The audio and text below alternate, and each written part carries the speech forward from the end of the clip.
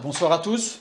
Ce soir, un thème qui se trouve un peu dans la continuité de ce que nous avons vu il y a quelque temps sur la colère de Dieu, voir un des aspects des attributs de Dieu, et ce soir nous allons voir un autre.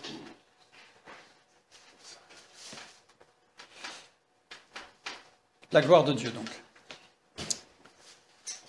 Dans l'univers, je vais vous poser quelques questions. Ce soir, il va y avoir quelques questions, dont des questions certains vont dire qu'il faudrait peut-être mieux pas les poser, parce qu'elles sont un peu déstabilisantes. Mais en tout cas, on va poser les questions, puis on va y répondre, bien sûr. La première question que je vais poser, c'est dans l'univers, qui a le plus d'amour pour Dieu? Dans tout l'univers, voilà, partout. Donc sur Terre aussi, évidemment. Qui a le plus d'amour pour Dieu? Jésus. Deuxième question, on va y répondre, mais d'abord deuxième question. Dans l'univers, qui procure le plus de plaisir à Dieu?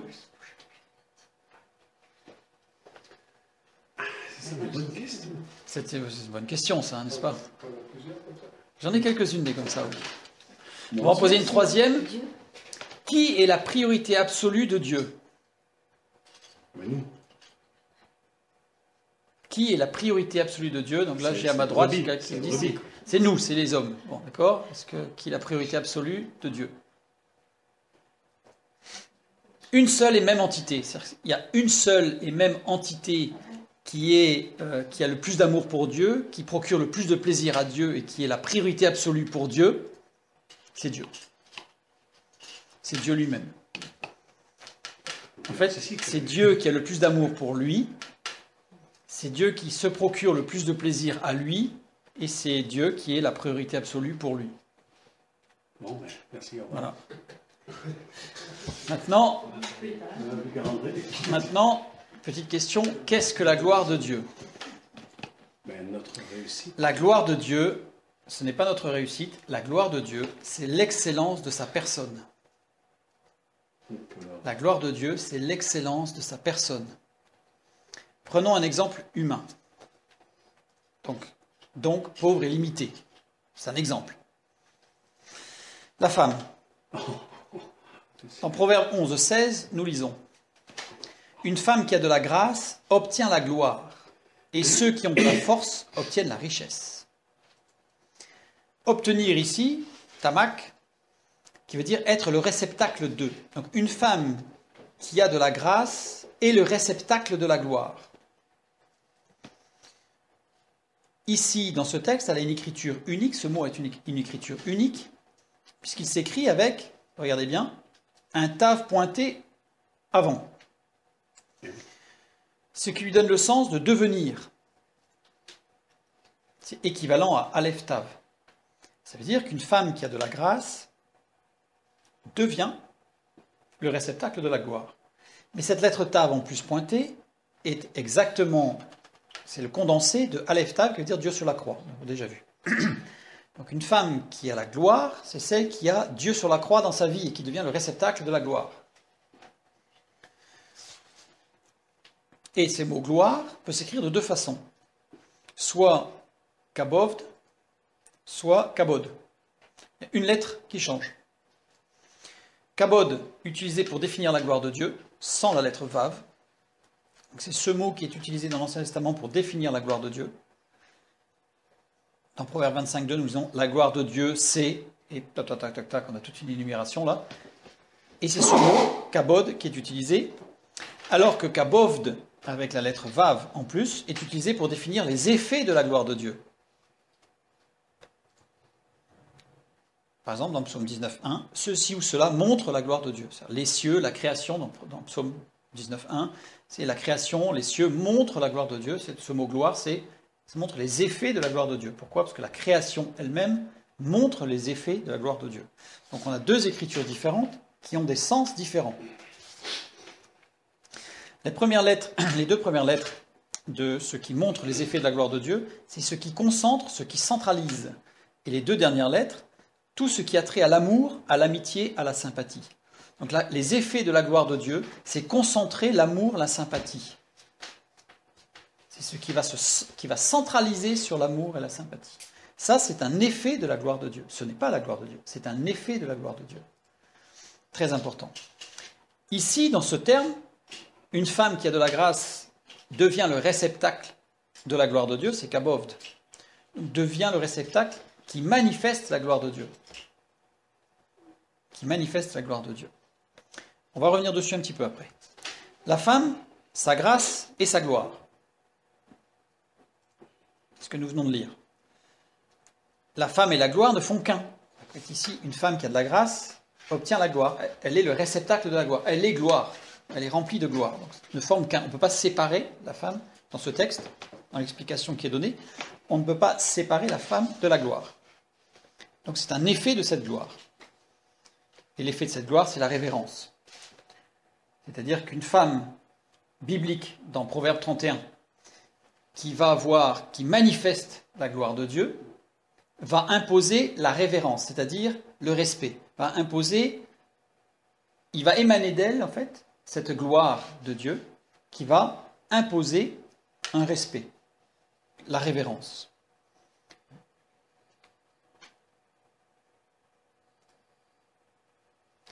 Parce qu'elle va centraliser la sympathie.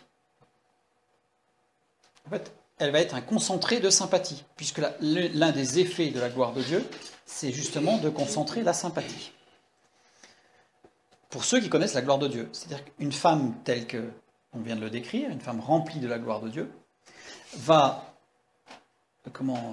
générer la révérence, le respect, pour ceux qui connaissent la gloire de Dieu, qui ont cette odeur de vie quelque part, au travers de la manifestation de la gloire de Dieu.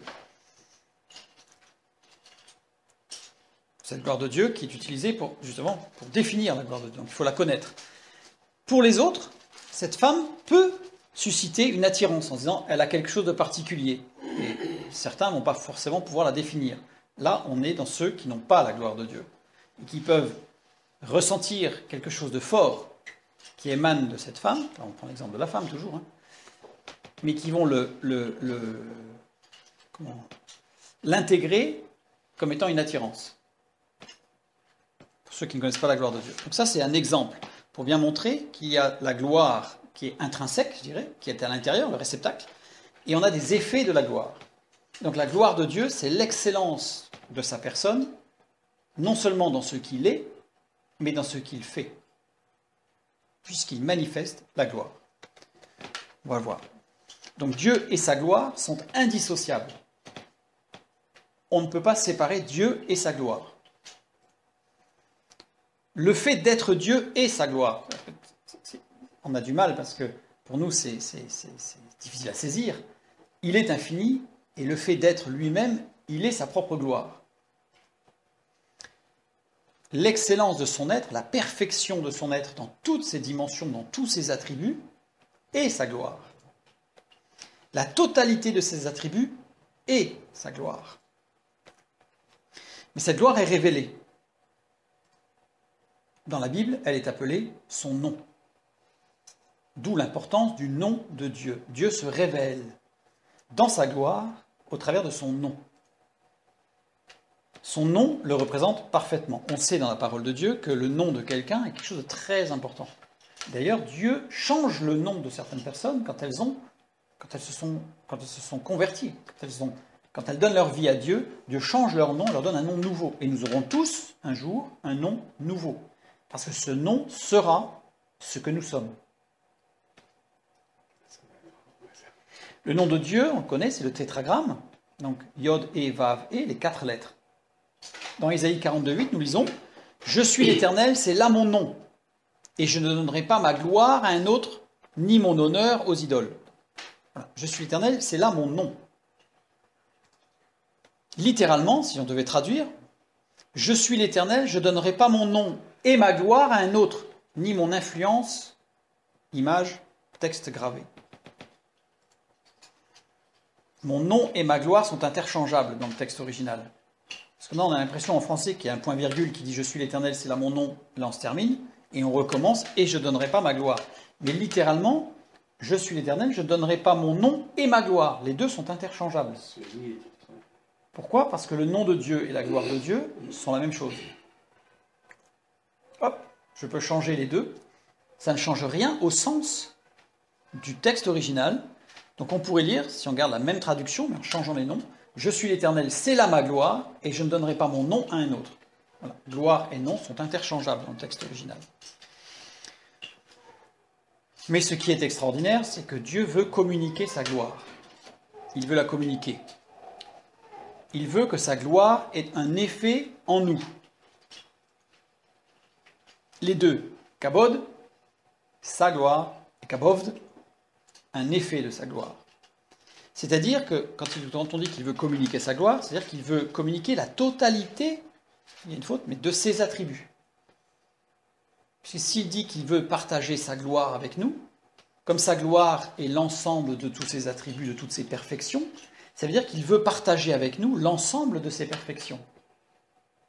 Pas qu'un petit morceau, pas quelques attributs, la totalité.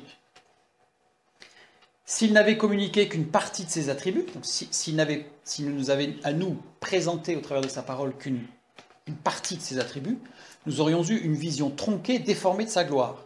Imaginez qu'il n'ait présenté dans la parole de Dieu que sa justice et pas son amour.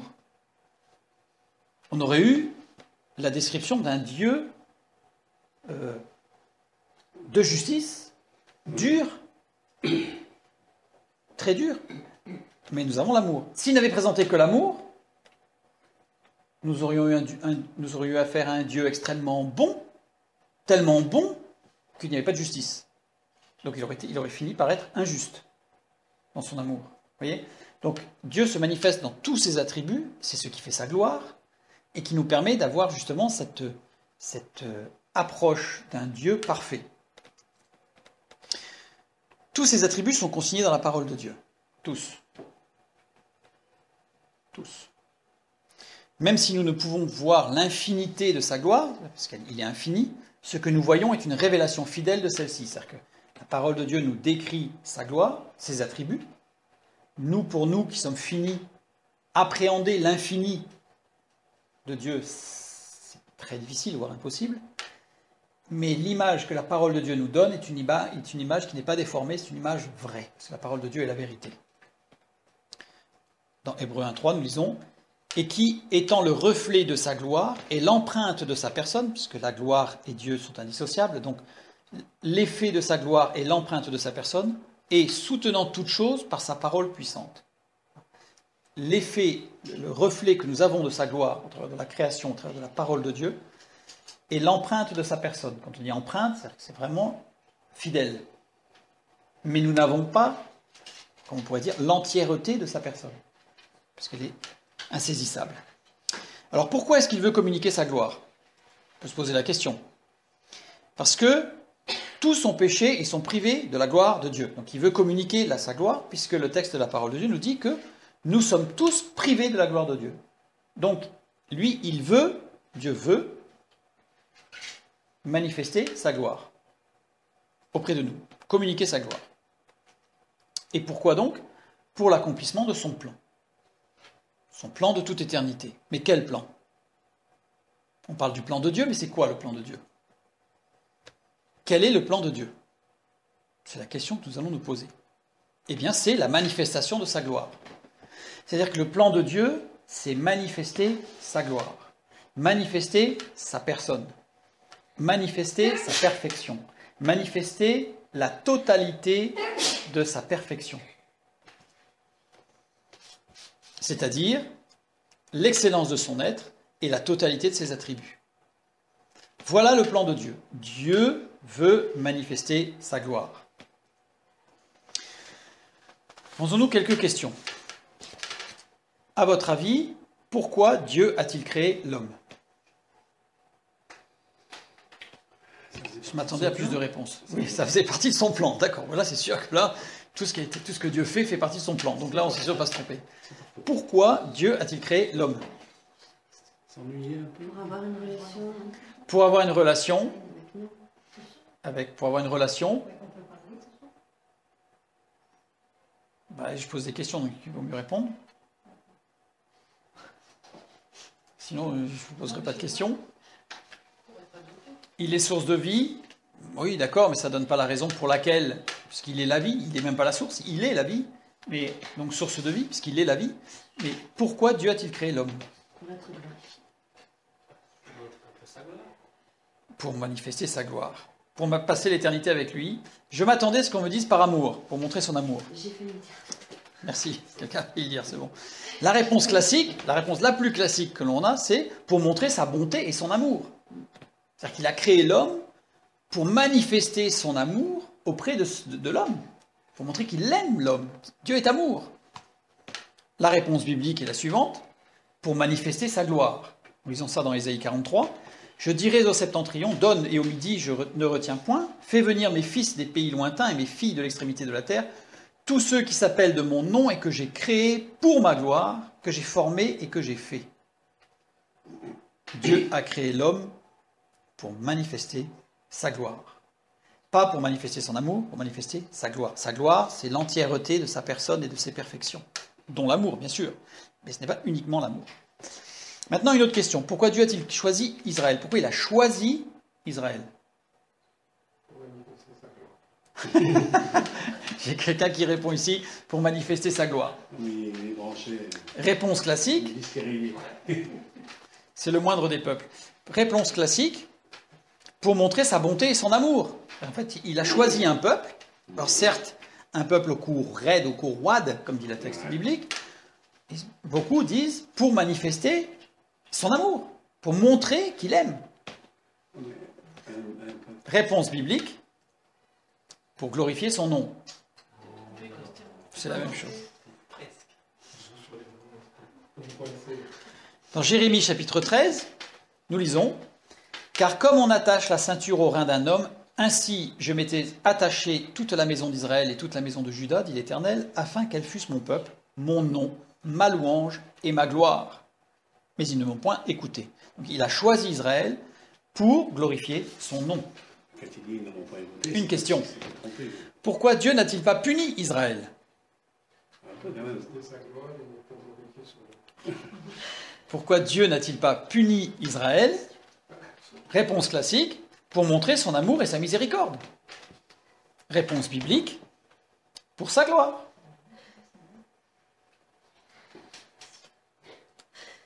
Ésaïe 48, à cause de mon nom, je suspends ma colère. À cause de ma gloire, je me contiens envers toi pour ne pas t'exterminer. Je t'ai mis au creuset, mais non pour retirer de l'argent, etc., etc. Donc c'est à cause de ma gloire. Et ça finit par « je ne donnerai pas ma gloire à un autre », justement. C'est à cause de sa gloire qu'il n'a pas puni Israël. C'est pas par amour. C'est à cause de sa gloire. Pourquoi le Fils de Dieu s'est-il incarné? Pourquoi Jésus-Christ s'est-il incarné? Pourquoi Christ s'est-il incarné en Jésus? Pourquoi y a-t-il eu incarnation du Fils de Dieu? Réponse classique, pour sauver les hommes par amour. Pour montrer la réponse biblique, pour glorifier le Père. Jean chapitre 17, après avoir ainsi parlé, Jésus leva les yeux au ciel et dit, Père, l'heure est venue, glorifie ton nom, afin que ton Fils te glorifie. L'objectif. Ton Fils, pardon, glorifie ton nom, ton Fils, afin que ton Fils te glorifie. L'objectif de l'incarnation, c'était glorifier le Père. Ce que nous devons faire. Nous allons voir. Et au verset 4, un peu plus loin, je t'ai glorifié sur la terre, j'ai achevé l'œuvre que tu m'as donnée à faire. L'œuvre que Jésus avait à faire sur terre, c'était glorifier le Père. Ça reste en famille. Et communiquer sa gloire aux hommes. C'est-à-dire que Jésus est venu pour glorifier le Père et communiquer la gloire de Dieu aux hommes. Tout est autour de la gloire de Dieu. Comment Jésus-Christ peut-il communiquer la gloire de Dieu? Par son amour. Par son amour. Par l'incarnation. C'est-à-dire la réunion de deux natures. Je vais résumer un petit peu ce que nous avons vu quand nous avons vu le pourquoi de l'incarnation. Toute une étude sur le sujet, mais rapidement. Le Fils de Dieu a deux natures. Il est participant de la nature divine et il est participant de la nature humaine. Il est pleinement divin, il est pleinement humain. 1 Jean 5, c'est lui, Jésus-Christ, qui est venu avec de l'eau et du sang. et non avec l'eau seulement, mais avec l'eau et avec le sang. Il a les deux natures, Jésus. Jésus-Christ a les deux natures. Mais cela paraît être totalement incompatible. Quand on parle de la double nature de Jésus-Christ, on nous dit, mais c'est pas possible. L'homme est limité, Dieu est infini, illimité. Comment est-ce qu'on peut avoir la réunion des deux? Comment est-ce qu'on peut avoir l'infini dans du fini? Ça semble incompréhensible. Jésus a eu faim. Jésus a eu soif. Jésus a grandi en sagesse. Il n'est pas né avec la sagesse, il a grandi en sagesse. Le texte biblique nous le dit dans Luc chapitre 2. Jésus a appris l'obéissance. C'est-à-dire qu'il n'est pas né, Jésus, à la naissance, n'était pas obéissant. Il a appris l'obéissance. Jésus a connu les limites du corps. Jésus a connu une progression intellectuelle et morale. Comment est-ce possible? Ce genre d'opposition ne considère que la nature du Fils de Dieu. La nature humaine d'un côté, la nature divine de l'autre. Comme s'il y avait une séparation entre les deux, nature humaine, nature divine. Mais elle ne prend pas en compte, elle oublie la notion de personne. C'est une personne entière. Peut-on dissocier de quelqu'un ses sentiments pour sa famille, pour son époux, son épouse, ses enfants, ses parents, etc., de la personne elle-même physique? Non. C'est une personne. Et une personne, elle est entière. Elle ne forme qu'un. Si on essaye de dissocier, c'est ce qu'essaye de faire d'ailleurs certains aspects de la science pour essayer de faire une dichotomie, c'est-à-dire découper l'homme en deux pour bien montrer qu'il n'est que matière. Mais évidemment, si on retire de lui tout ce qui est de l'esprit, en effet, il ne sera que matière. Mais on ne peut pas dissocier quelqu'un comme ça. C'est cette personne qui fait le lien entre les deux natures, comme j'ai essayé de l'expliquer. Bon, je ne rentre pas dans les détails parce qu'il y a l'autre étude. Je passe rapidement pour bien comprendre la gloire de Dieu. Ce n'est pas Dieu en tant que Dieu qui devient chair. Ce n'est pas Dieu qui devient chair. C'est une personne qui est totalement homme et parfaitement Dieu. Donc là, je renvoie vers l'étude sur l'incarnation du Fils, et l'étude sur la Trinité. Cette personne, c'est Jésus-Christ. Jésus, c'est totalement homme, Christ, totalement Dieu. On ne peut pas dire que Jésus revêtait la nature divine, on ne peut dire que Jésus-Christ revêtait la nature divine. Voilà.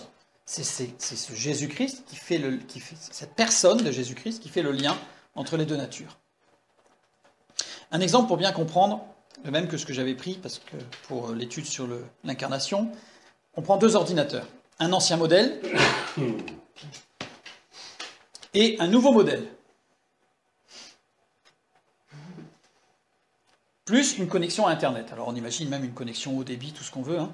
Et deux personnes vont regarder un film en streaming. Donc il y en a un qui va le regarder sur l'ancien modèle, l'autre sur le nouveau modèle. Qualité limitée, c'est-à-dire l'ancien modèle, à cause de sa carte graphique, de sa connexion analogique, etc., bref, on peut y aller, hein, va avoir un film qui va être très saccadé. Il faut espérer pour lui que ce soit plutôt un film romantique qu'un film d'action, parce que les actions vont être très découpées. Par contre, de l'autre côté, on a un haut débit, alors définition, le son SDDS sur 8 canaux, c'est le truc, c'est le dernier cri. C'est le même film. Le film était parfait. Deux expressions différentes du même film. C'est pour donner une image, hein, bien sûr, de Jésus-Christ qui avait les deux natures. Jésus-Christ, il manifeste la perfection divine en tant que Dieu. Christ ne connaît pas la faim, Christ ne connaît pas la soif, Christ est rempli de sagesse, Christ est entièrement soumis à Dieu, et il manifeste les limites humaines en tant qu'homme. Jésus a connu la faim, Jésus a connu la soif, Jésus a dû grandir en sagesse, Jésus a dû apprendre l'obéissance. C'est une seule personne avec deux manifestations différentes, mais on n'est pas dans le modalisme non plus. Je renvoie faire notre étude. En tant qu'homme, Jésus a connu la naissance. En tant qu'homme, Jésus a connu la mort, mais pas le Christ. Le Christ préexistait en forme de Dieu, justement, mais dans son ministère terrestre. Que se passe-t-il ? En tant que Dieu, il devrait être éternel. Le changement ne se produit pas au niveau de sa nature divine. Il n'y a pas eu un changement au niveau de sa nature divine. Le changement se situe au niveau de sa nature humaine. Il est né, il est mort. Mais pas le Christ. Alors pourquoi l'incarnation ? Alors on a la thèse d'Anselme de Cantorbéry ou de Jean Calvin. Alors Anselme de Cantorbéry, c'est pour tous ceux qui sont catholiques, c'est la référence. Et pour les protestants, ça va plutôt être Calvin. Mais ils ont la même thèse. L'homme a péché contre Dieu. Il a une dette infinie envers Dieu. On en a parlé pour la colère de Dieu. Un seul péché envers un Dieu infini est une dette infinie. Donc, cette dette est infinie envers Dieu. L'homme ne peut pas rembourser cette dette. Impossible. Elle est infinie. Puisque l'homme est un être fini par essence, donc il ne peut pas rembourser une dette infinie.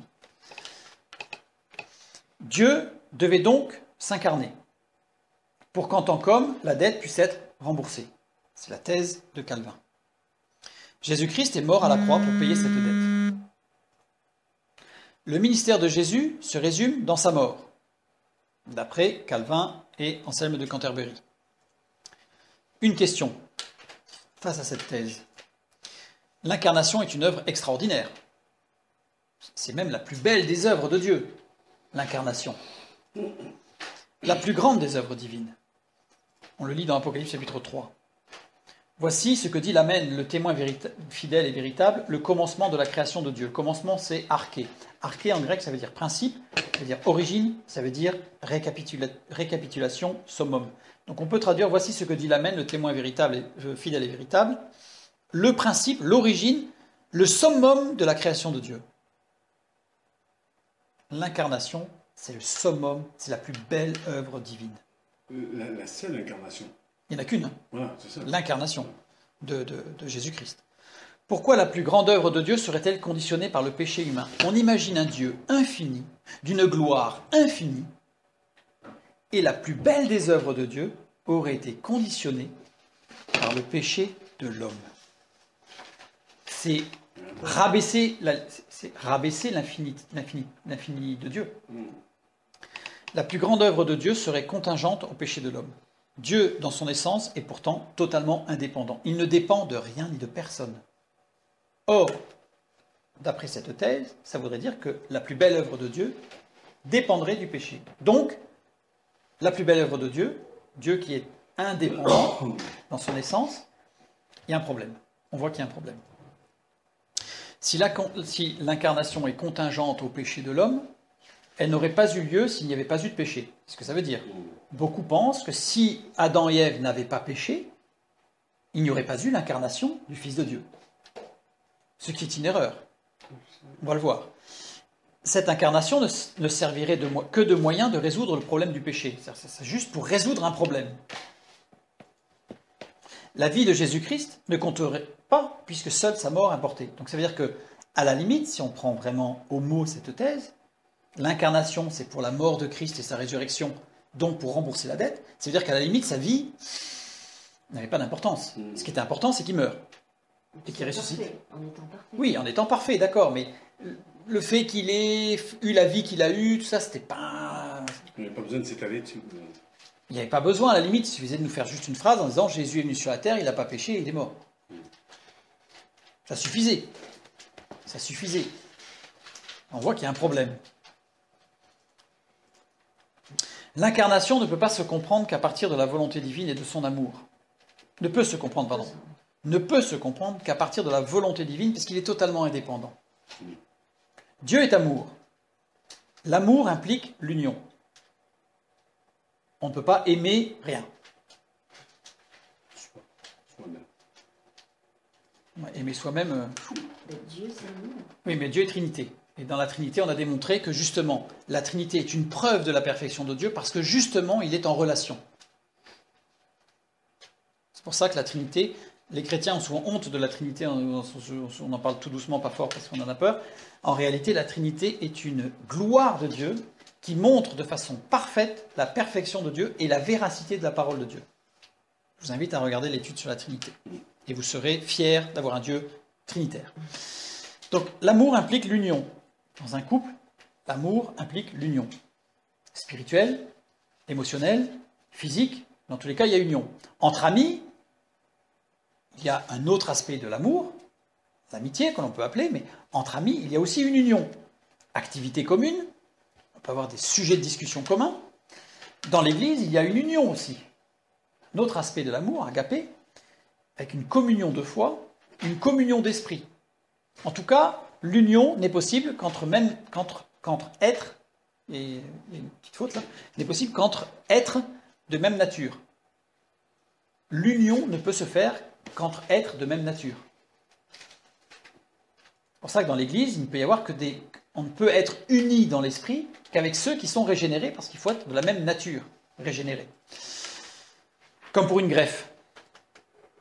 Pour qu'il y ait union des chairs dans une greffe, il faut qu'elles soient de même nature. On ne peut pas greffer n'importe quoi sur n'importe quoi.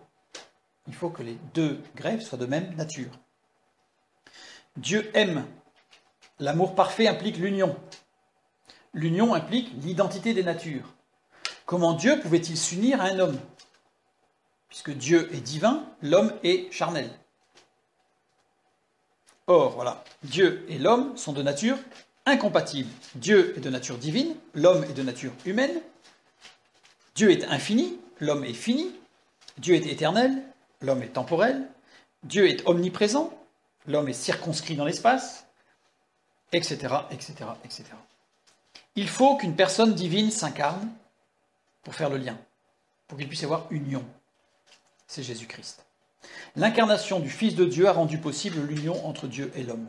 Ça montre que s'il n'y avait pas eu le péché, il y aurait quand même eu l'incarnation. Parce qu'il n'y avait que l'incarnation qui pouvait amener l'homme et Dieu à être unis. L'incarnation de Jésus-Christ n'est pas exclusivement pour rembourser la dette, elle est pour permettre à Dieu, à l'homme et Dieu d'être unis dans l'amour. Je vous invite à regarder l'étude sur l'incarnation pour avoir plus d'informations. Donc Jésus-Christ, le Fils de Dieu incarné, assume la nature divine, il assume la nature humaine, et dans ce cadre-là, dans cette personne divine, il y a union des deux natures, dans le Fils de Dieu. Nous allons lire dans Jean 13. Voilà. Jésus, sachant que son heure était venue de passer de ce monde au Père, et ayant aimé les siens qui étaient dans le monde, mit le comble à son amour pour eux, sa nature humaine. Christ aime les hommes. D'ailleurs, remarquez bien que c'est écrit Jésus dans le texte. Christ aime les hommes. Alors il peut s'unir aux autres hommes. Et Jean 17, ce n'est pas pour eux seulement que je prie, mais encore pour ceux qui croiront en moi par leur parole, afin que tous soient un. Comme toi, Père, tu es un, tu es en moi, et comme je suis en toi, afin qu'eux aussi soient un en nous, pour que le monde croie que tu m'as envoyé. Donc là, on a l'union. Jésus est uni aux hommes parce qu'il est humain. Christ est uni à Dieu parce qu'il est de nature divine. Et Jésus-Christ fait le lien entre les deux. Jésus-Christ, uni à Dieu, uni aux hommes. Philippiens 2, ayant paru comme un simple homme, il s'est humilié lui-même, se rendant obéissant jusqu'à la mort, même jusqu'à la mort de la croix. C'est-à-dire que regardez ici, je reviens en arrière. Donc, une fois que Jésus est mort, l'homme est mort, Jésus est mort, il disparaît. Et nous lisons dans Jean 20, Jésus lui dit, « Ne me touche pas, car je ne suis pas encore monté vers mon Père.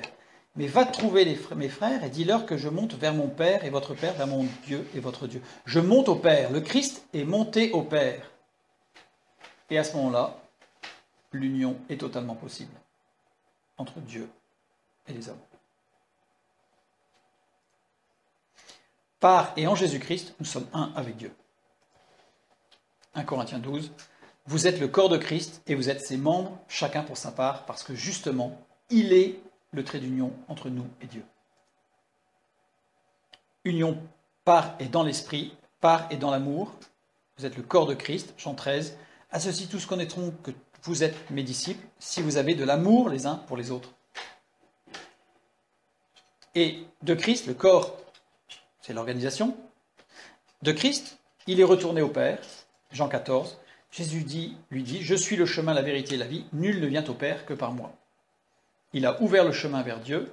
Dans Jean 10, « Je suis la porte, si quelqu'un entre par moi, il sera sauvé.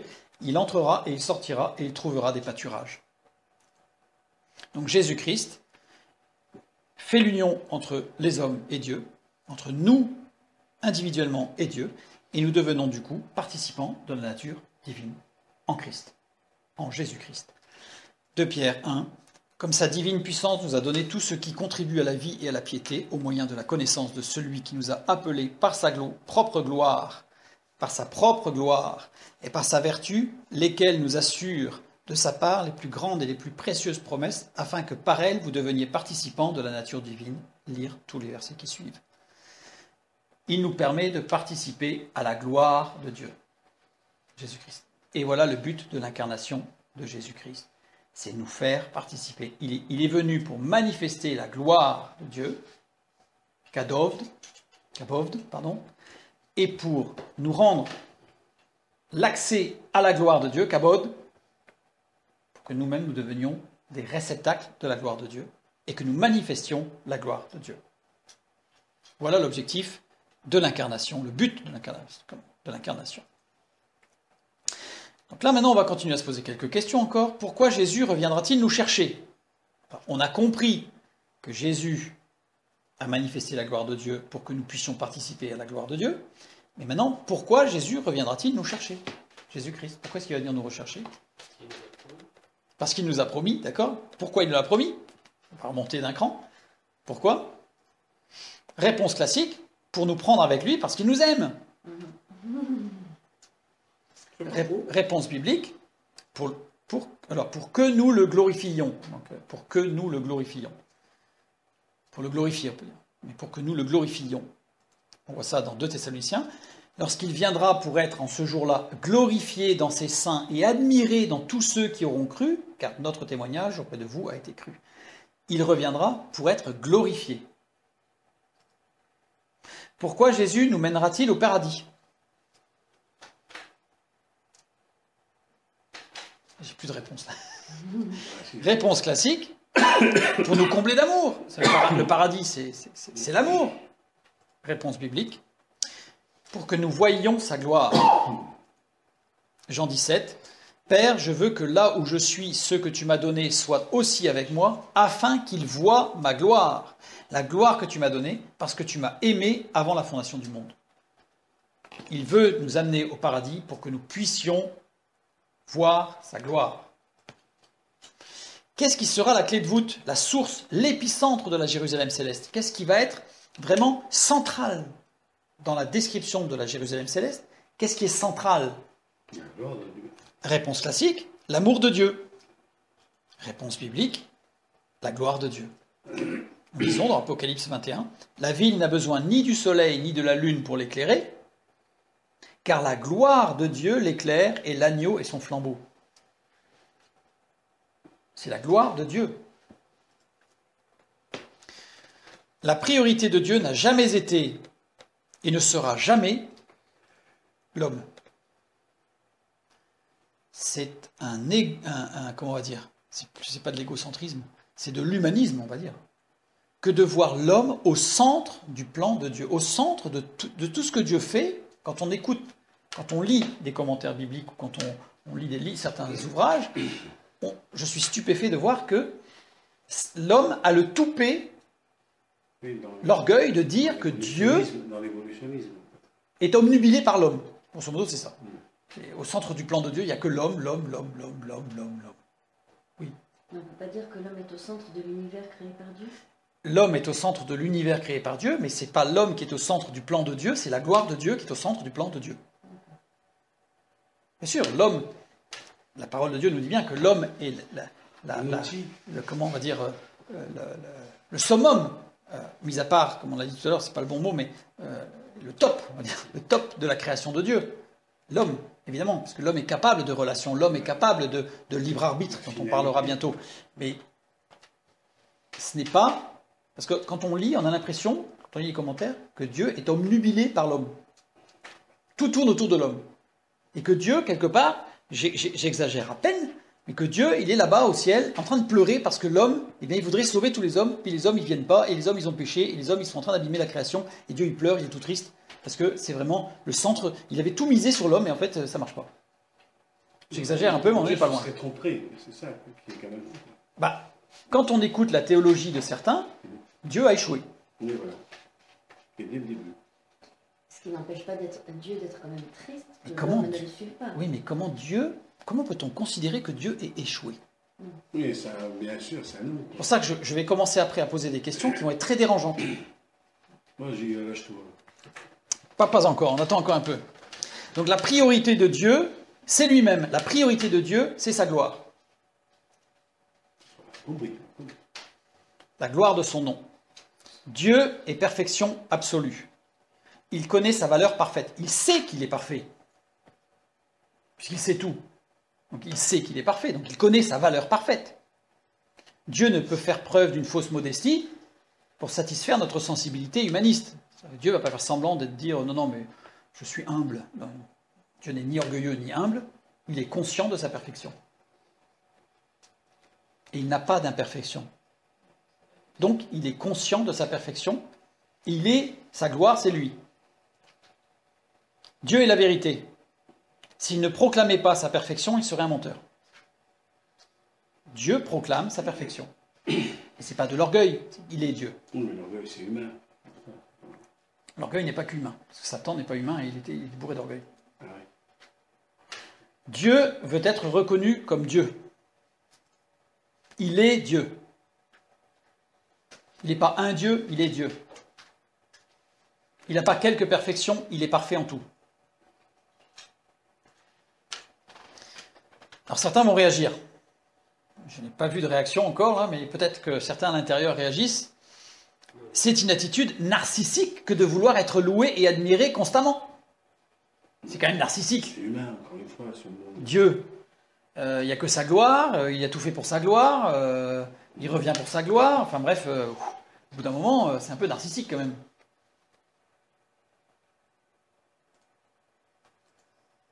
Eh bien non. C'est nous qui sommes narcissiques. Dieu, pour être bon et juste, ne devrait avoir que nous comme centre d'intérêt. Ça choque les chrétiens de dire que l'homme n'est pas au centre de l'intérêt de Dieu. Je trouve que c'est orgueilleux et narcissique de dire que Dieu doit être concentré sur l'homme. Le Dieu de l'univers, incréé, infini, parfait, faut essayer d'imaginer quand même, devrait nous avoir, nous les hommes, comme unique priorité. Quand on lit certaines théologies, certaines études de Dieu, on se rend compte qu'en fait, tout tourne. On fait une étude théologique, donc la théologie c'est Dieu, et on se rend compte que tout tourne autour de l'homme. Mais il y a le boulot quand même. Oh, c'est quand même compliqué parce qu'en fait, nous, on a juste une vision à travers la Bible. Donc, en fait, on voit comme Dieu, voilà, il prend soin des. Alors, nous avons. Ça, mais on ne discute pas. Non, mais je répète la remarque. C'est compliqué parce que nous n'avons, au travers de la Bible, qu'une vision de Dieu. Mais cette vision, comme je l'ai montré au départ, elle est juste. Elle est totalement vraie. Et elle montre toutes les perfections de Dieu. D'ailleurs, quand on étudie la théologie biblique, non pas les doctrines humaines, mais la théologie biblique, on se rend compte que tout est équilibre. Et on va y arriver. On va y arriver. Donc, c'est l'homme qui est narcissique en réalité. Tout doit tourner autour de nous. En fait, tout Dieu surtout doit tourner autour de nous. C'est-à-dire que le plan de Dieu, l'incarnation, l'amour de Dieu, enfin bref. En fait, non. Non, pas du tout. C'est nous qui sommes narcissiques. Dieu, pour être amour, ne devrait être omnubilé que par moi, l'homme. Raisonnement profondément humaniste, pour le moins. Mais pourquoi Dieu exclurait notre gloire en cherchant la sienne ? La Bible nous dit l'inverse. En Christ, il veut nous communiquer sa gloire. C'est ce que j'ai essayé de montrer tout à l'heure. Rapidement, certes, mais c'est ce que j'ai essayé de montrer. Et en nous glorifiant, il se glorifie encore davantage. Puisque l'objectif de Dieu, c'est sa gloire. Il nous fait partager sa gloire pour être encore plus glorifié. Vous allez me dire, ouais, c'est pas très rempli d'amour tout ça. C'est très, calculé. Ben, on va voir que non, évidemment. Puisque justement, dans la parole de Dieu, nous avons une vision complète de Dieu. Et donc, nous avons la gloire de Dieu dans son équilibre. On va le voir. En nous réjouissant, il se réjouit. Et c'est un signe de son amour infini. Mais pour beaucoup, la priorité de Dieu n'est pas de se glorifier. La priorité de Dieu est de sauver tous les hommes. Preuve de sa bonté infinie. C'est-à-dire que pour beaucoup, la volonté de Dieu, en fait, l'objectif, la priorité de Dieu, c'est sauver tous les hommes. Preuve de son amour infini, puisqu'il veut sauver tous les hommes. Sa gloire attendra la fin des temps. Dans la théologie, je résume, mais c'est ça, c'est que Dieu met le paquet depuis la chute pour sauver tous les hommes. Alors là, il met le paquet, il met tout ce qu'il peut, là, il est à fond, là. Et puis la gloire de Dieu, elle attendra la fin du monde, quoi. Elle attendra après. Ce qui n'est absolument pas biblique, évidemment. Prenons un texte. Cela est bon et agréable devant Dieu notre Sauveur, qui veut que tous les hommes soient sauvés et parviennent à la connaissance de la vérité. Alors, on va me dire, ouais, mais là, tu es en train de mettre un texte qui va à l'encontre de ce que tu dis. Parce que Dieu, là, veut que tous les hommes soient sauvés. C'est sa volonté. Le verbe vouloir, c'est télo. Télo existe aussi sous la forme étéléo. Étéléo, ça veut dire désir profond, volonté totale. C'est un engagement volontaire total. Quand on emploie le verbe étéléo, ça veut dire on met toute son énergie, c'est notre but, c'est but ultime. Mais jamais ce verbe n'est utilisé dans le Nouveau Testament, ni dans les Septante d'ailleurs, dans l'Ancien Testament, pour la traduction grecque de l'Ancien Testament en hébreu. Étéléo n'est jamais utilisé dans la parole de Dieu, pour exprimer cette volonté totale qui a qu'un seul but, c'est ça.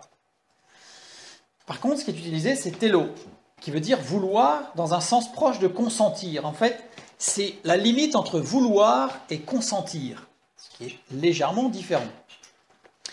Le salut est une grâce que Dieu nous accorde. Il consent au salut. C'est une grâce. Il souhaite le salut. Mais à la limite, pour faire une nuance en français, on pourrait dire, plutôt que vouloir, on pourrait dire souhaiter. Vous voyez ? Il y a une nuance. Il y a une nuance. Celui qui a la grâce, après a la gloire. Ah bah, celui qui vit la grâce rentre dans la gloire, évidemment. Il n'y a que dans la littérature chrétienne qu'on lui donne le sens de hétéléo. C'est-à-dire qu'il n'y a que dans la littérature et dans les traductions bibliques, voire dans l'exégèse chrétienne, qu'on l'on donne au verbe télo le sens de hétéléo. C'est-à-dire, on donne à ce verbe qui est plutôt de souhaiter le sens d'une volonté totale. Pourquoi ? On va le voir. On a un autre verset qui est intéressant, c'est Jean 3,16. « Car Dieu a tant aimé le monde qu'il a donné son Fils unique, afin quoi ? Afin que quiconque croit en lui ne périsse point, mais qu'il ait la vie éternelle. » On va me dire, oui, mais là, c'est quand même une preuve que c'est par amour. « Car Dieu a tant aimé le monde. » On a vu dans notre étude sur la colère de Dieu, à laquelle je renvoie pour bien comprendre, que cette expression se rapporte à ce que la parole de Dieu nous parle au temps d'ignorance. C'est-à-dire que Dieu ne tient pas compte des temps d'ignorance. Non, pas avant Noé.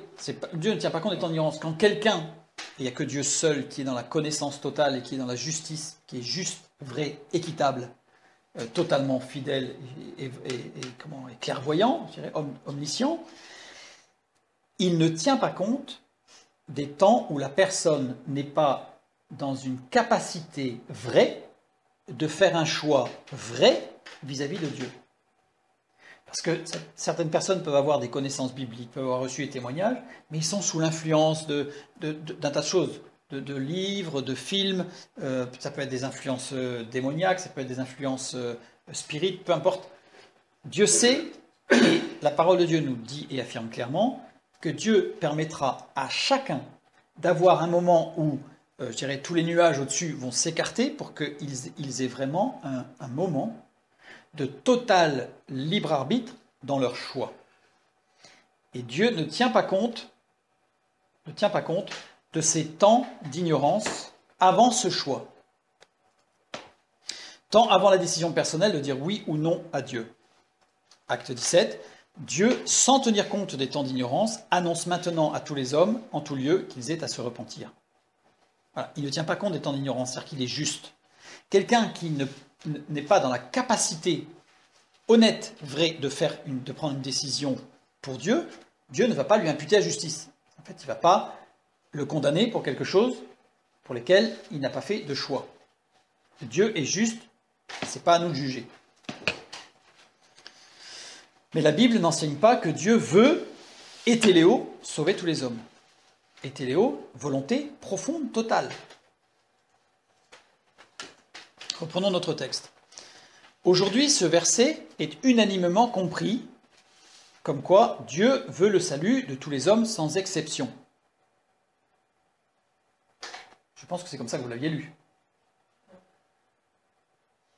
Je n'en ai pas beaucoup qui m'ont répondu, mais honnêtement, oui. Et c'est comme ça que moi, pendant longtemps, je l'ai lu.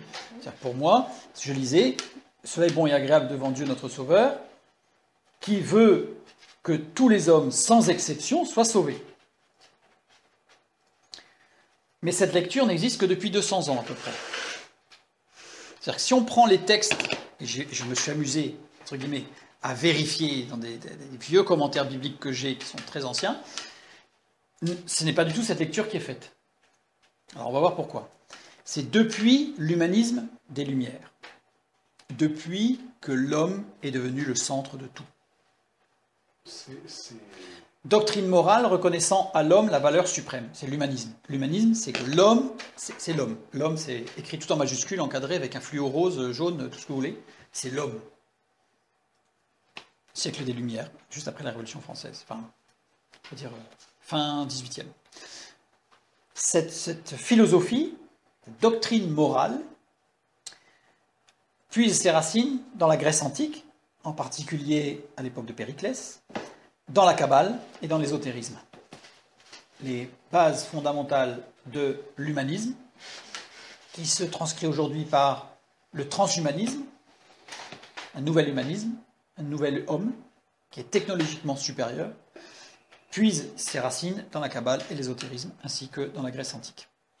Réfléchissons à cette lecture du texte. Maintenant, on va réfléchir si cette lecture du texte est la bonne. Si Dieu veut le salut de tous les hommes sans exception, tous ceux, ça veut dire tous les hommes sans exception, c'est tous ceux qui ont vécu, tous ceux qui vivent aujourd'hui, et tous ceux qui vivront. Nous sommes d'accord. Si on dit que Dieu veut le salut de tous les hommes sans exception, c'est-à-dire tous ceux qui ont vécu, tous ceux qui vivent et tous ceux qui vivront. 2 Chroniques 6,15. Nous lisons une parole de Dieu. Ainsi, tu as tenu parole à ton serviteur David, mon père, et ce que tu as déclaré de ta bouche, tu l'accomplis en ce jour par ta puissance. C'est ce texte qu'on utilise pour dire que tout ce que la bouche de Dieu déclare, il l'accomplit. Il n'y a pas une seule parole de Dieu qui ne soit pas accomplie. Tu as déclaré, dabar qui veut dire déclarer, conjugué au mode parfait, action instantanée, c'est-à-dire toute parole qui a été donnée de façon, même qui n'est pas, à la limite, même qui n'est pas retranscrite littéralement dans la parole de Dieu, parce que Dieu a parlé beaucoup plus que ce que nous avons, nous, dans les textes bibliques, évidemment. Chaque parole qui a été donnée à un moment donné, s'est accomplie. Et, en français on ne l'a pas, mais il y a un deuxième dabar, en fait, et ce que tu as déclaré, il faudrait traduire comme ça, mais le deuxième dabar est conjugué à l'imparfait. Action continue, c'est-à-dire que toute parole, la parole de Dieu qui est continue depuis qu'elle existe, depuis qu'elle existe, cette parole, depuis qu'elle a été dictée par Dieu, par l'Esprit de Dieu, chaque parole de cette parole de vie qui est sortie de la bouche de Dieu, elle s'accomplit. Tu l'accomplis, malé, au piel, au radical piel. C'est-à-dire que c'est une parole qui, quand il est dit tu l'accomplis, c'est totalement confirmé et accompli. Il faudrait traduire par tu l'as totalement confirmé et accompli. Il n'y a pas un petit bout qui n'est pas accompli. C'est total. Parfait. Il est conjugué aussi au parfait. L'action est instantanée. Pourquoi ? Parce que par la foi, toute la parole de Dieu, elle est réalisée. Hébreux 11.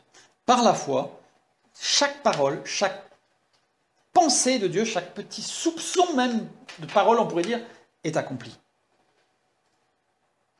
Par la foi, tout ce qui a été dit et ce qui est dit, tout ce qui a été dit et ce qui est dit dans la parole de Dieu est accompli. Par la foi, tout est fait. Ésaïe 55. Ainsi en est-il de ma parole qui sort de ma bouche. Elle ne retourne point à moi sans effet, sans avoir exécuté ma volonté et accompli mes desseins.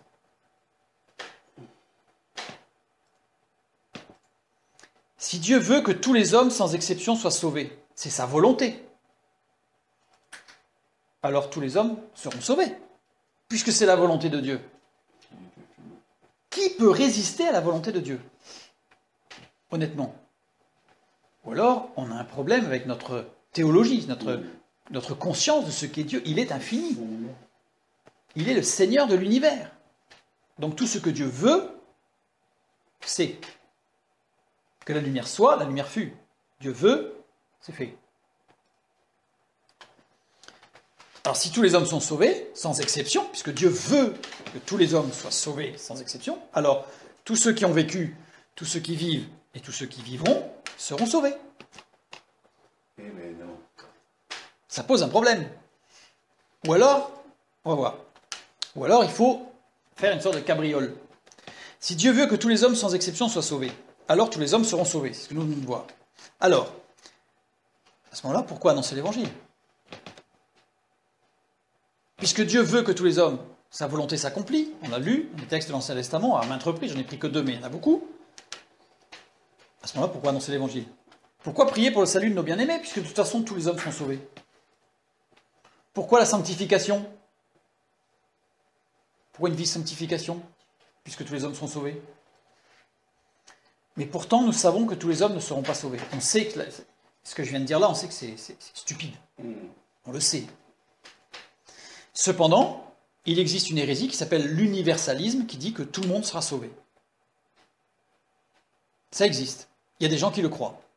Dieu est tellement bon, j'ai entendu quelqu'un qui m'a dit, Dieu est tellement bon et rempli d'amour que tous les hommes seront sauvés. Même Judas, même Satan. Oui, vous imaginez? Ce à quoi on arrive, même Satan sera sauvé parce que Dieu est tellement bon.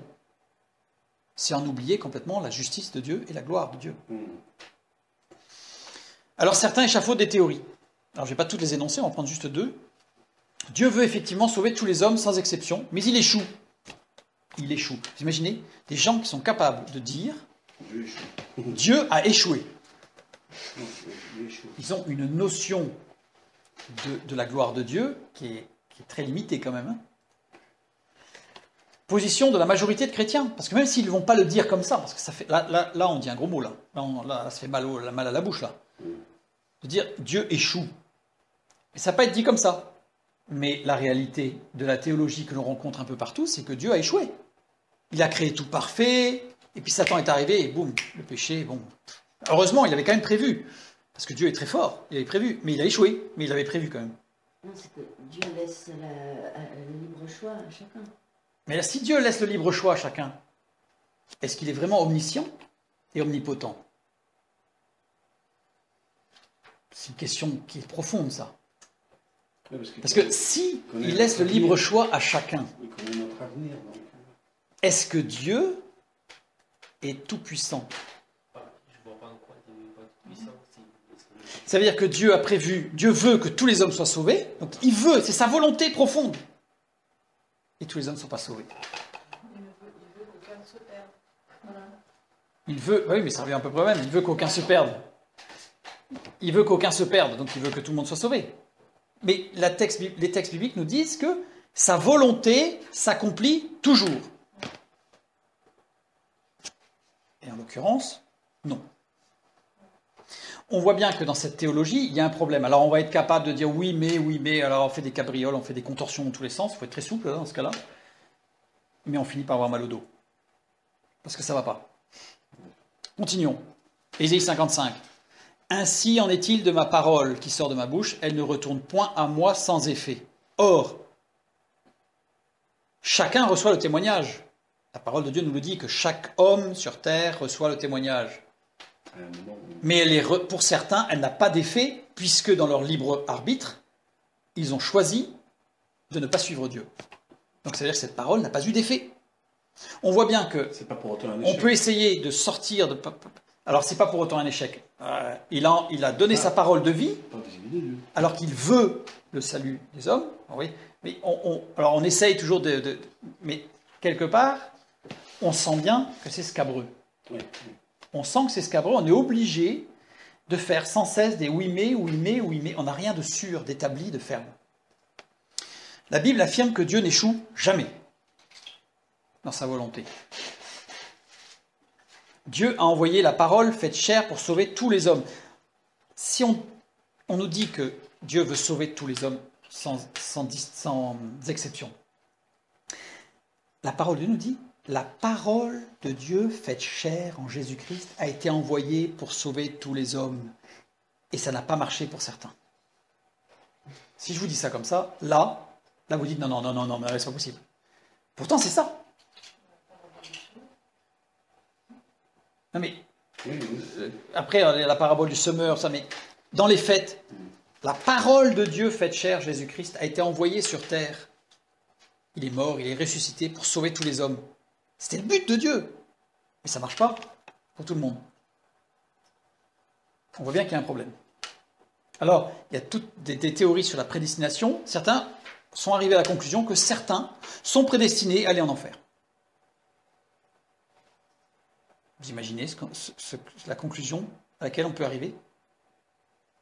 En fait, il y en a certains qui sont prédestinés à souffrir pour l'éternité. C'est ça un Dieu d'amour? Ça va à l'encontre Ça va à l'encontre. Vous voyez, on voit bien qu'à un moment donné, alors soit on est obligé de compartimenter complètement l'essence même de Dieu en disant il est amour, puis on enlève la justice, ou il est justice et on enlève un peu l'amour, et puis donc il y en a certains qui sont pour l'éternité en enfer. Bref, on voit bien qu'il y a un problème. On voit bien qu'il y a un problème. Et je vous laisserai continuer à essayer de réfléchir, et vous allez voir qu'il y a un problème. Mais vous n'allez pas réfléchir longtemps, parce qu'on va regarder ce que nous dit la parole de Dieu. On va voir ce que nous dit la parole de Dieu. Dieu a envoyé la parole faite chair pour sauver tous les hommes, et tous ne sont pas sauvés. Mais Dieu veut que tous les hommes soient sauvés. Donc il n'est pas écrit dans la parole de Dieu, Dieu veut que tous les hommes qui l'acceptent soient sauvés. Il dit que Dieu veut que tous les hommes soient sauvés. C'est pas au conditionnel, c'est pas Dieu aimerait que les hommes soient sauvés. Il y a Dieu et après, voilà, il y a l'homme, et Dieu a donné la liberté. C'est pas comme un robot. Oui, mais si Dieu a donné la liberté à l'homme, c'est vrai ça. Dieu a donné la non, vous allez voir que c'est pas du tout la même chose. On continue. Sachant qu'on ne va pas tout voir ce soir, parce que la semaine prochaine, je vous propose de voir un peu la souveraineté de Dieu et le libre arbitre. Donc ce soir, on va en parler un petit peu, mais on ne va pas aller à fond dans le libre arbitre de l'homme. Qu'est-ce que le libre arbitre et qu'est-ce que la souveraineté de Dieu? Puisqu'il est omnipotent, omniscient, et il a tout créé depuis la fondation du monde quand même. Donc tout est déjà établi dans le plan de Dieu. Fermons la parenthèse, on va y revenir. Cette théorie, en tout cas, dit que Dieu a échoué dans son plan. Son but. Parce que son but, au départ, c'est de créer le jardin parfait, etc. C'était merveilleux, c'était formidable. Puis, boum, il y a eu un pépin. Mais Dieu, il savait qu'il allait avoir un pépin, mais il a laissé faire. Donc, il a laissé souffrir. Dieu d'amour, quoi. Ça c'est un Dieu d'amour. Il sait qu'il va y avoir un énorme pépin, il sait que ça va être la catastrophe, qu'il y a des enfants qui vont mourir, qu'il va y avoir la maladie, qu'il va y avoir atroce, des guerres et tout. Mais il avait prévu. C'est la conséquence. Oui, mais c'est pas un Dieu d'amour, ça. C'est les conséquences, c'est pas que Dieu est... On va continuer, parce que c'est scabreux. Cette hypothèse que Dieu qui échoue n'est pas biblique. Dieu ne peut pas se tromper. Dieu veut quelque chose, et ce qu'il veut, c'est fait. Dieu intègre, alors deuxième théorie, Dieu intègre dans son plan que tous les hommes ne soient pas sauvés. Ça, voilà. En fait, dès le départ, son plan, c'est de dire que, voilà, en fait, je vais faire de telle sorte à ce que les hommes, dans leur libre arbitre, puissent être sauvés, mais j'intègre dans mon plan que tous les hommes ne seront pas sauvés. D'accord? Bah si, il intègre dans son plan que tous les hommes ne seront pas sauvés, que certains diront non. Oui, c'est ça. C'est ça, nous sommes d'accord. Oui, libre, oui. Non, C'est logique. oui, non, je te demande, Vous me provoquez un peu. je te provoque un petit peu, je te demande, c'est Dieu dans son plan au départ, il a créé l'homme, il savait qu'il allait y avoir Satan, il savait qu'il allait y avoir la chute, et il a prévu que tous les hommes ne soient pas sauvés. Et il a prévu que certains hommes, il sait que certains hommes diront non. J'attends la fin. Non, mais c'est ça. Il faut qu'il arrête de nous poser des questions et qu'il nous amène le truc. Oui, voilà, c'est ça. Ouais. Non, Sinon, ça paraît beaucoup trop compliqué. mais c'est pas compliqué. Ah si. Mais qu'est-ce qui est compliqué? Qu'est-ce qui est compliqué? Vous me dites que c'est compliqué parce que je suis en train de vous pousser dans vos retranchements et que ça vous amène à vous rendre compte que cette théologie ne tient pas la route. C'est ça qui est dérangeant. Ce qui est dérangeant, c'est que ce genre de questions, on ne veut pas les aborder de façon frontale, parce qu'elles remettent en cause complètement notre théologie. Parce qu'on n'a pas l'argument pour... D'accord, mais Voilà. à ce moment-là, on se rend bien compte qu'il y a un problème. Après, on peut dire, moi, pendant très longtemps, je me suis dit, ma théologie, parce que c'était celle-là, ma théologie, j'avais que celle-là, c'est ce que j'avais lu dans les livres, donc c'est ce que j'avais appliqué. Je me rendais compte qu'il y avait un problème. C'est-à-dire que dès que j'abordais le sujet en frontal, je me disais, mais c'est quoi le problème? Au même titre que tout à l'heure, on va se poser la question, pourquoi Dieu a créé Satan, puisqu'il savait qu'il allait avoir ça? Pourquoi Dieu a-t-il créé l'enfer? S'il suffisait qu'il ne crée pas l'enfer, tout était réglé. Pourquoi est-ce qu'il n'a pas détruit Satan après la chute? Ça aurait été quand même plus simple. Et on va voir que c'est un acte d'amour que de ne pas avoir détruit Satan. On va le voir. On n'a pas pris les cailloux, tu vas te faire lapider. Niveau 35, je trouve que c'était... On va appeler l'accessoire. Le classique, c'était l'amour et la responsabilité, c'était... On continue. Donc Dieu, alors deuxième théorie, Dieu intègre dans son plan que tous les hommes ne soient pas sauvés. Donc c'est ce que nous avons dit tout à l'heure. C'est-à-dire qu'on ne va pas dire que Dieu a échoué, mais dès le départ, Dieu a prévu que tous les hommes ne soient pas sauvés. Ok, ça c'est acquis. Alors ça c'est acquis. Nous, on va y aller pas à pas. Dieu prévoit que l'homme rejette son salut. C'est-à-dire que certains hommes vont dire moi j'en veux pas. Je suis grand tout seul, j'en veux pas. Jésus a été envoyé sur terre, la parole faite chair, etc. Mais Dieu savait que certains hommes diraient non. Le peuple est élu quand même. Rien. Non, mais nous sommes d'accord. Dieu a intégré dans son plan que certains hommes ne soient pas sauvés. Alors, ça a l'avantage de s'accorder avec Ésaïe 55, que nous avons lu tout à l'heure. C'est-à-dire que sa parole ne retourne point à moi sans effet. C'est-à-dire qu'en fait, comme il a intégré dès le départ qu'il y aurait des gens qui n'accepteraient pas, ça rentre dedans là. C'est-à-dire que, ouais, il savait. Donc, Et ce verset-là est correctement traduit? et ce verset-là est correctement traduit, oui. Bah non, parce que c'est une question à force de... Oui, oui. Tout dans tous les sens. Non, non, c'est correctement traduction, je vous l'aurais dit. On avait dit que le vœu, c'était pas vœu. Vœu, c'est téléo, consentir. Oui, voilà. Donc c'est consent, c'est pas la même chose. On va continuer pour aller jusqu'au bout. Donc, cette théorie, elle a l'avantage de s'accorder avec Ésaïe 55. C'est formidable. Mais le problème, c'est que cette théorie affirme que Dieu fixe l'échec de son plan. C'est-à-dire, en fait, Dieu fixe qu'au départ, son plan de salut pour tous les hommes, et bien finalement, ce ne sera pas pour tous les hommes. Donc, il accomplit son plan, mais il contredit le fait qu'il veut sauver tous les hommes. En fait, si dès le départ, son plan, c'est que tous les hommes ne soient pas sauvés, parce qu'il sait que tous les hommes ne seront pas sauvés, donc il ne peut pas dire « je veux que tous les hommes soient sauvés », puisque dans son plan, il intègre que tous les hommes ne seront pas sauvés. Il y a 15 jours, on a dit que Dieu n'aimait pas tous les hommes, justement. Il y a 15 jours, nous avons dit que Dieu n'aimait pas tous les hommes, nous sommes d'accord. Et c'est pour ça que j'ai fait l'étude sur la colère avant celle-ci. C'est bien. D'ailleurs, il y a un certain nombre de logiques quand même. En fait, cette théorie contredit le fait que Dieu veut sauver tous les hommes. Afin que tous parviennent à la repentance. Oui, c'est ça, afin que tous parviennent à la repentance. Donc il veut sauver tous les hommes. Mais on dit, mais dans son plan, il intègre qu'il ne va pas sauver tous les hommes. Oui, puisqu'il a mission. Donc la parole de Dieu nous dit que Dieu veut sauver tous les hommes, mais on dit que dans son plan, il avait déjà prévu qu'il ne sauverait pas tous les hommes. Il y a un problème. C'est pas logique. C'est pas logique. C'est illogique. C'est une hypothèse qui s'auto-réfute. En fait, elle affirme que Dieu, dans son plan, a prévu ne pas sauver tous les hommes, mais juste après, la parole de Dieu nous dit que Dieu veut sauver tous les hommes. Il y a un problème. Je vous rassure, on va le résoudre, le problème. Je ne vais pas vous laisser toute la nuit. Là, je vais vous dire, il est l'heure, on arrête. Non, non. Mais alors, que signifie ce verset? Donc, cela est bon et agréable devant Dieu notre Sauveur, qui veut sauver tous les hommes, qui veut que tous les hommes soient sauvés, et parviennent à la connaissance de la vérité. Regardons le contexte. Regardons le contexte. On va prendre les versets qui précèdent. On a lu les versets 3 et 4 du premier épître de Timothée, au chapitre 2. Là, on va faire les versets 1 à 4. On va prendre l'ensemble. J'exhorte donc, avant toute chose, à faire des prières, des supplications, des requêtes, des actions de grâce pour tous les hommes, pour les rois et pour tous ceux qui sont élevés en dignité, afin que nous menions une vie paisible et tranquille, en toute piété et honnêteté. Cela est bon et agréable devant Dieu, notre Sauveur, qui veut que tous les hommes soient sauvés et parviennent à la connaissance de la vérité. Nous avons 2 fois l'expression « tous les hommes ». C'est exactement la même, je l'ai écrite en grec pour montrer que c'est exactement la même. Vœu, c'est traduit comment ici? En grec? C'est télo, c'est ce qu'on a vu tout à l'heure. Vouloir, plutôt souhaiter, on va dire. Voilà. Voilà. Donc, uper, panton, anthropon. Donc, c'est bien les deux expressions. Tous les hommes, c'est bien la même. D'accord ? La première utilisation que nous voyons dans ce texte de Paul à Timothée, c'est Paul nous demande de prier pour tous les hommes. Tous ceux qui ont vécu, tous ceux qui vivent et tous ceux qui vivront. Qui comprend cette phrase comme ça ? Qui comprend que l'apôtre Paul nous demande de prier pour tous ceux qui sont morts, pour tous ceux qui vivent et pour tous ceux qui vivront ? Personne. Personne. Personne ne comprend cette expression dans ce sens.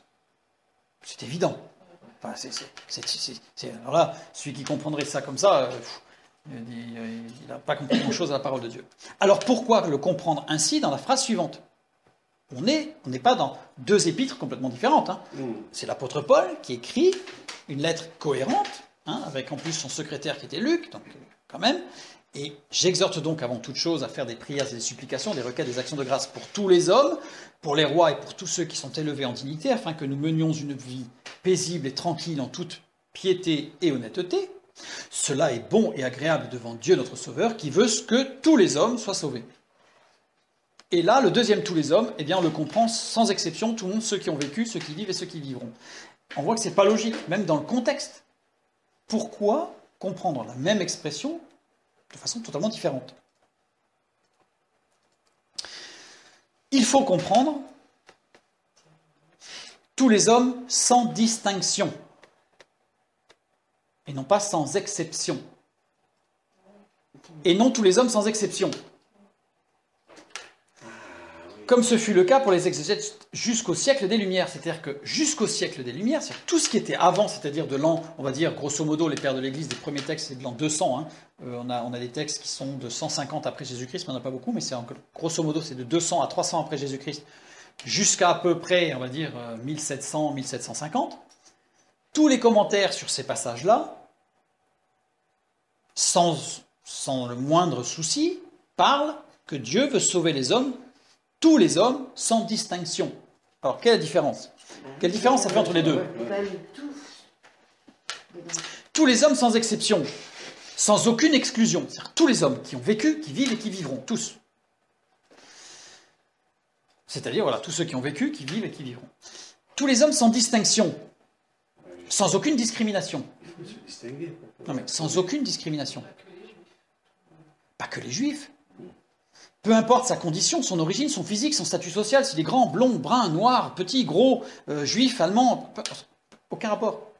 Sans discrimination, sans distinction. Dieu veut sauver les hommes sans distinction. Paul nous demande de prier pour tous les hommes sans distinction. C'est pas parce qu'il est riche, c'est pas parce qu'il est pauvre, c'est pas parce qu'il est grand, c'est pas parce qu'il est blond, c'est pas parce qu'il est ce qu'on veut, qu'on ne prie pas pour lui. Y compris pour ceux qui persécutaient les chrétiens, pour les rois et pour tous ceux qui sont élevés en dignité. Parce qu'à cette époque-là, tous les rois et tous les grands dignitaires de l'Empire romain persécutaient les chrétiens. Donc Paul il dit, pour tous les hommes, pour les rois, même pour ceux qui persécutent les chrétiens, sans distinction. On ne prie pas que pour ceux qui sont gentils avec nous, on prie aussi pour ceux qui nous persécutent, sans distinction. D'ailleurs, en grec, dans le texte, pour tous les hommes, là il y a un point-virgule et non pas une virgule, parce que la virgule donne l'impression qu'en fait c'est une énonciation et que les rois et les dignitaires font partie de tous les hommes, et puis aussi les rois, et puis aussi, et puis, pas du tout. Il y a un point-virgule qui montre bien qu'il y a pour tous les hommes, pour les rois et pour tous ceux qui sont élevés en dignité, afin que nous menions une vie paisible et tranquille. Évidemment, c'est ceux qui les persécutent. Donc, on voit très bien que dans ce contexte-là, l'apôtre Paul, il demande aux chrétiens de prier pour tous les hommes, sans distinction, y compris pour les persécuteurs. Il ne demande pas de prier que pour ceux qui sont persécutés, pour que Dieu les soutienne. Oui, il faut le faire. Mais il demande aussi de prier pour tous ceux qui persécutent, afin que nous menions une vie paisible et tranquille, alors qu'ils sont persécutés, en toute piété et honnêteté. Parce que pour l'instant, ils se cachent.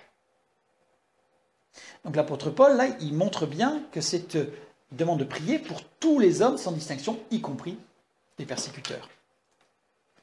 Et au verset 4, Dieu veut, et c'est hétéo, c'est va consentir,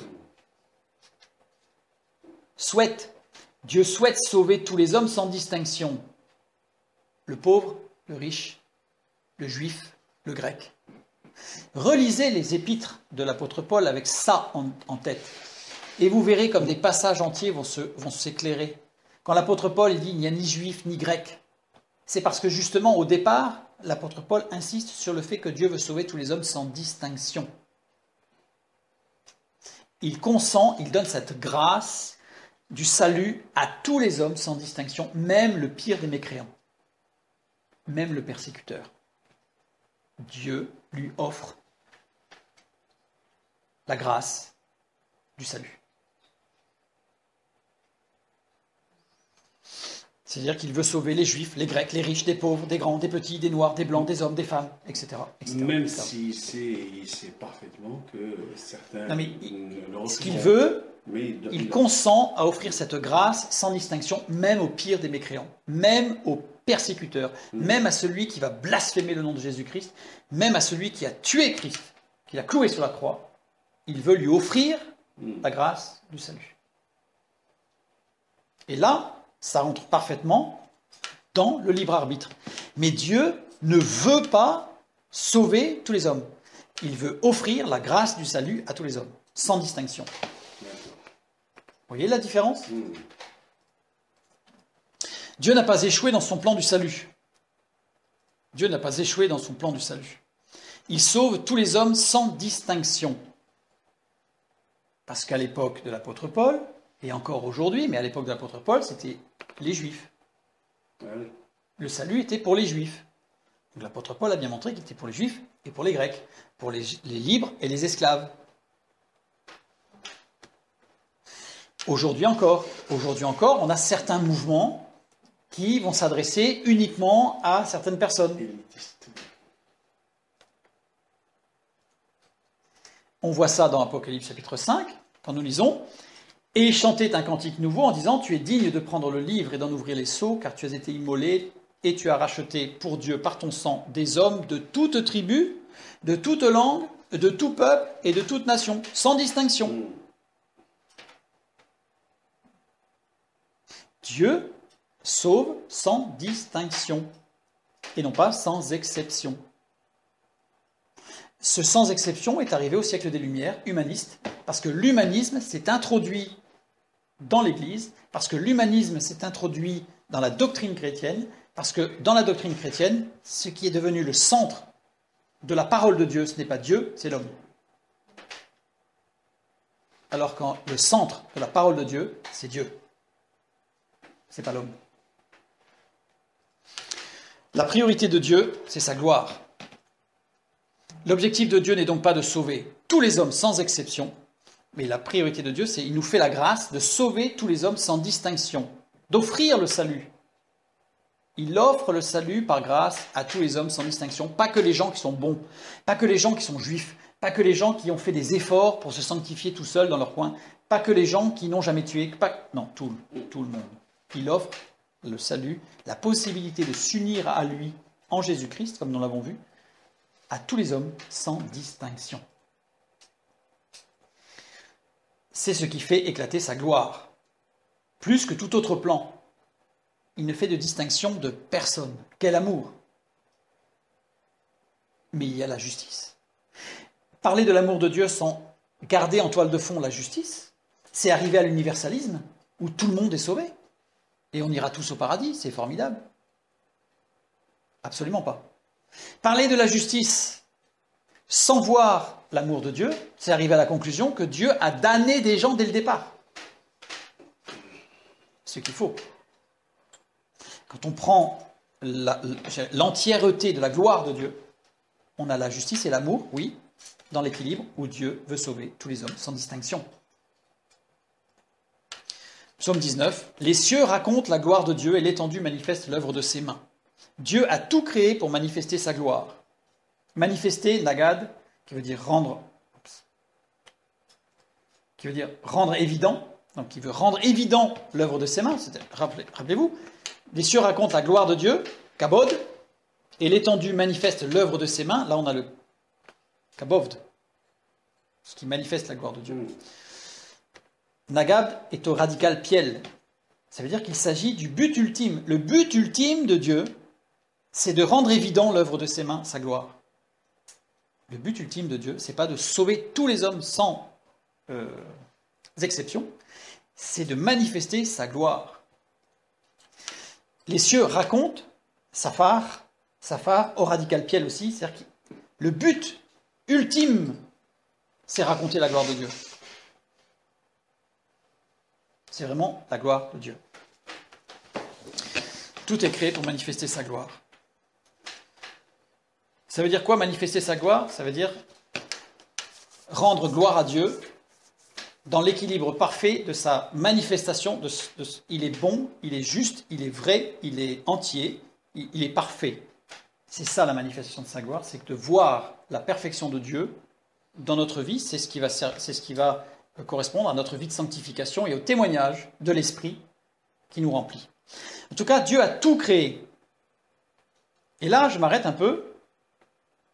Tout, vraiment tout, pour sa gloire. Satan, c'est pas pour sa gloire. Pourquoi Dieu... Ah tiens, j'ai pas posé la question, mais oui. Vraiment tout. La parole de Dieu nous dit que tout, absolument tout, ce qui existe vient de Dieu. Et que tout est pour la gloire de Dieu. Donc, y compris le péché. Le péché est là pour manifester la gloire de Dieu. Même Satan. Satan est une œuvre de Dieu pour manifester la gloire de Dieu. Même en sachant tout ce qui allait se passer. Pourquoi ne pas avoir détruit le diable après sa chute? Ça aurait été beaucoup plus simple. Dieu le laisserait-il vivre par amour? Non. Par amour? Est-ce qu'il laisse vivre Satan par amour? Sa gloire, quoi. Jésus a dit, ne nous induis pas de prier, notre Père, ne nous induis pas en tentation, mais ce serait plus simple s'il n'y avait pas de tentateur. C'est quand même plus simple. Hein? Mais pourquoi, puisqu'il ne peut pas se repentir? Satan, il ne peut pas se repentir, alors pourquoi le laisser vivre? Puisque de toute façon, il ne peut pas se repentir. Mais au fait, est-ce qu'il peut se repentir? Pourquoi Satan ne pourrait-il pas se repentir? Pourquoi Satan ne peut pas se repentir? Parce qu'il a été trop loin? Non. Parce que ça veut dire que nous aussi, on peut aller trop loin. On va le voir juste après. Donc, les anges, tout ça, c'est au même niveau que les hommes. Non, les anges ne sont pas au même niveau que les hommes. Les anges ne peuvent pas se repentir. Il y a un ange, alors. Si Satan, Oui, question, vas-y.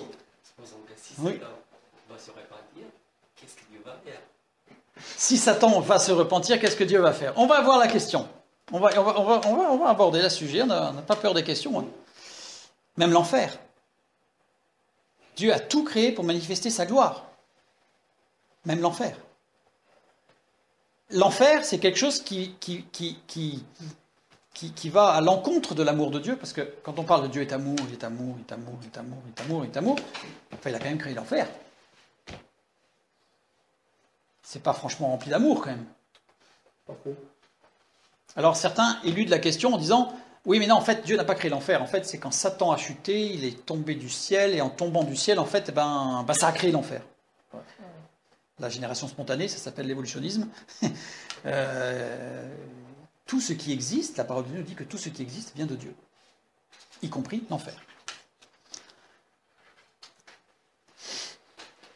Souvent, ces questions sont posées par les enfants. Je ne sais pas si vous avez déjà remarqué, mais les enfants qui sont simples, naïfs, qui ne se posent pas vraiment des questions très compliquées. Ils disent, mais alors on me dit qu'il y a Dieu, il y a Satan, et pourquoi Dieu il n'a pas détruit Satan?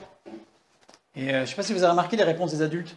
Non, mais là, c'est des questions. Non, mais là, c'est trop petit, là. Trop petit. Comme Hitler. On verra plus tard. Comme Hitler, Et adultes, on s'interdit ce genre de questions. En fait, c'est des questions qu'on ne pose pas. Si on pose cette question-là dans une soirée où. Non, attends, des questions là. Oh là. Non, mais c'est pas intéressant comme question. fait, si, c'est très très intéressant cette question. Une question extrêmement intéressante. Mais on s'interdit ce genre de questions.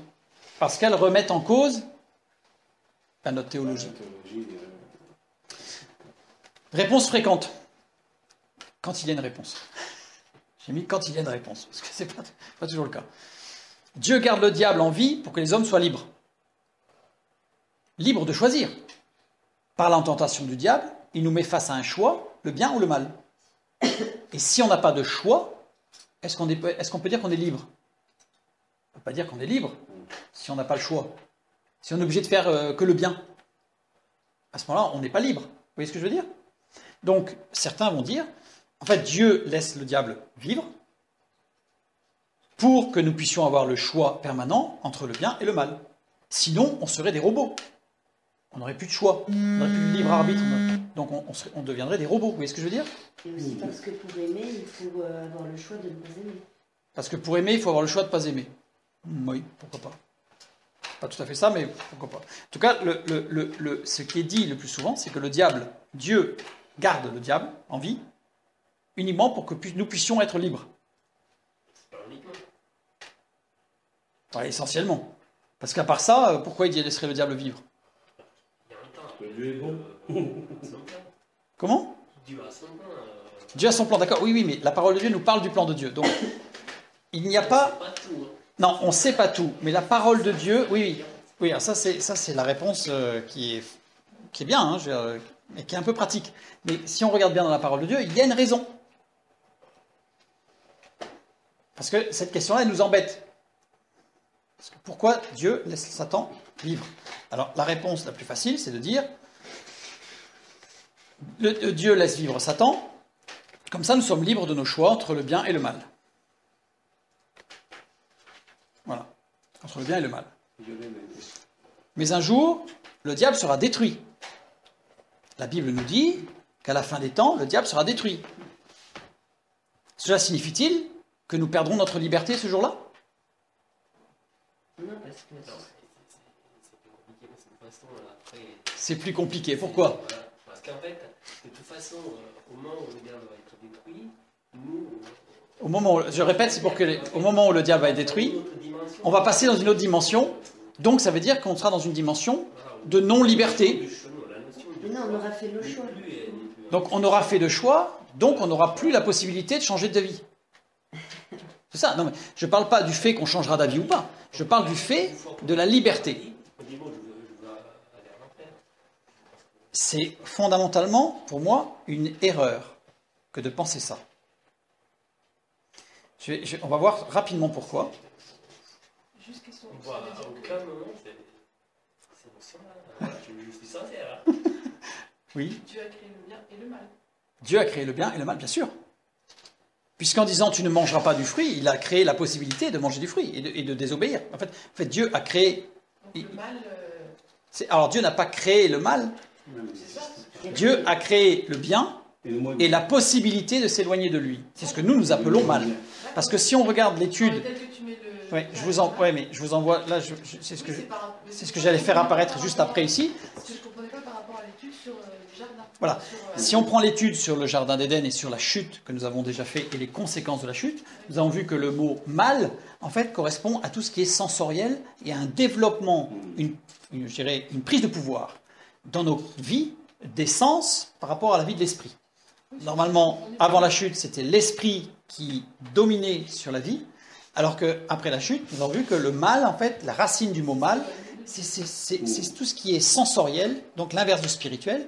Et d'ailleurs, on regarde que dans tous les mots comme souffrance, faim, dépression, etc., on retrouve la racine du mot mal, de ce mot mal en hébreu qui se désigne tout ce qui est sensoriel.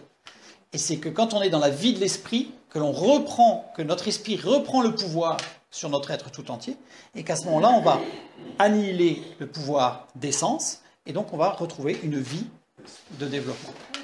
Ça, c'est dans l'étude sur la chute et les conséquences de la chute. Donc, le jour où le diable sera détruit, si on prend cette réponse en disant que Dieu garde le diable en vie pour que nous puissions avoir un choix libre en permanence, ça veut dire que le jour où le diable sera détruit, eh bien, nous n'aurons plus de libre choix, puisque le diable ne sera plus là. Nous n'avons pas besoin du diable pour être libres. Ah non, parce qu'on a Dieu. La liberté n'est pas dépendante du diable. Nous avons besoin de Dieu pour être libres. Et c'est pour ça que c'est très grave pour moi, cette prise de position, parce que c'est de donner au diable Du crédit. un attribut qui revient à Dieu. La liberté est en Dieu. C'est subtil. Je vous laisserai le temps de réfléchir et de méditer, mais c'est très subtil. Petit à petit, on donne des attributs au diable qui sont des attributs de Dieu. Voir la vidéo sur la chute du Jardin d'Éden et les conséquences pour justement avoir plus d'informations sur ce sujet. Donc la raison de la création et de la survie du diable ne se trouve pas en l'homme. Ce n'est pas l'homme. C'est pas l'homme. C'est Dieu. La raison de la survie du diable, ce n'est pas l'homme, c'est Dieu. Dieu n'est dépendant de personne. Donc s'il devait laisser vivre le diable, ça ne peut pas être à cause de quelqu'un d'autre. Puisqu'il est la source de sa volonté lui-même. Il est Dieu. Je vais poser une question toute Oui. bête, mais quand on dit laisser vivre le diable, il n'y a pas de notion de vie ou Mais si, de mort. la vie- Non, mais mais si. pour les anges et compagnie. Là. Mais ils vivent. Non, mais oui, Ils ne sont pas détruits, ils ne sont pas annihilés. C'est pas une existence. L'existence, c'est physique. L'existence, c'est Ouais, c'est physique. certes. Et le diable, Mais du coup, il est esprit. Donc il vit. Il n'a pas la vie, qui est Jésus-Christ. oui, voilà. Mais il n'est pas mort.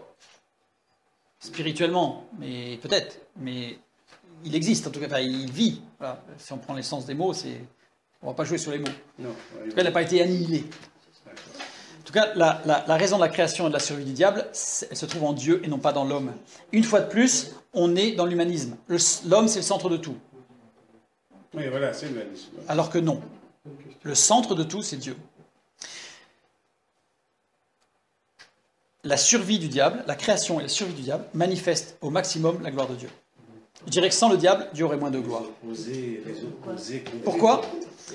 Comment Dieu justifierait-il sa justice parfaite ? Il ne pourrait pas y avoir de justice parfaite, S'il n'y avait pas le diable. L'injustice parfaite. sa sainteté totale, L'opposé contre. sa colère. J'ai mis entre guillemets parce que ça renvoie vers notre étude sur la colère de Dieu pour bien comprendre. Certains diront peut-être qu'en tant que Dieu, il trouverait un moyen de le faire. Il trouverait bien un moyen de manifester sa justice, sa sainteté, sa colère, puisqu'il est Dieu. Et bien moi je dis, eh bien oui, il a trouvé un moyen de le faire, le diable. Oui, mais Pourquoi est-ce que Dieu n'aurait pas créé le diable ? On va le voir, ça va beaucoup plus loin que ça. Et le péché. Continuons. Dieu utilise le diable pour accomplir sa volonté dans ce monde. Je vais expliciter un tout petit peu, on reviendra dessus la semaine prochaine sur la souveraineté de Dieu. C'est Dieu qui dirige tout. Le diable n'a aucun degré de liberté. Romains 9. Ainsi, il fait miséricorde à qui il veut et il endurcit qui il veut. Ça, c'est écrit, ça. On l'a lu, ça. Le verbe vouloir, télo, qui veut dire vouloir consentir. Et le deuxième verbe aussi, parce qu'on aurait pu s'attendre à ce que ce soit un autre verbe en disant bon, ça aurait été pratique, ça aurait été bien pratique, hein. Mais c'est pas le cas. Ce n'est pas le cas. S'endurcir devant Dieu est un péché. C'est un péché de s'endurcir devant Dieu. Pas si c'est Dieu qui t'endurcit. quoi. Comment Dieu peut-il pousser quelqu'un à pécher ? Là, on est dans un non-sens. Là, on se dit, il y a un problème. Souvent, ces versets-là, on les lit assez vite, on se dit, oulala, oulala, oulala, oulala, ouh, c'est compliqué, c'est compliqué. Reprenons notre texte. On va prendre deux exemples, parce que je ne vais pas rentrer dedans, je vous dis, on verra ça la semaine prochaine. Deux exemples qui illustrent cette position. 2 Chroniques 18. Et maintenant, voici, l'Éternel a mis un esprit de mensonge dans la bouche de tes prophètes qui sont là, et l'Éternel a prononcé du mal contre toi. Alors ça, c'est un verset aussi. Oui. Oh là là, on dit Dieu est parfait, Dieu est saint, il est la vérité. Et là on lit, Dieu a mis un esprit de mensonge dans ta bouche.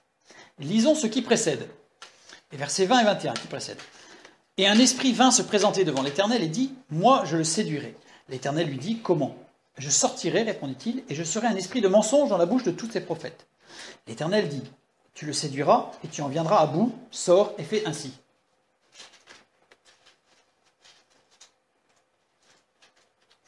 Il s'agit d'un esprit de mensonge émanant d'un démon qui demande l'autorisation à Dieu d'intervenir. Donc c'est bien un démon, là on le voit bien, le texte est clair, c'est bien un esprit démoniaque qui demande à Dieu d'intervenir. Alors la petite question, c'est pourquoi est-ce que c'est possible qu'un démon se présente devant Dieu? Parce que Satan n'était pas encore tombé du ciel. On le lit dans Luc chapitre 10, c'est Jésus, c'est à l'œuvre de Jésus-Christ que Satan est tombé du ciel.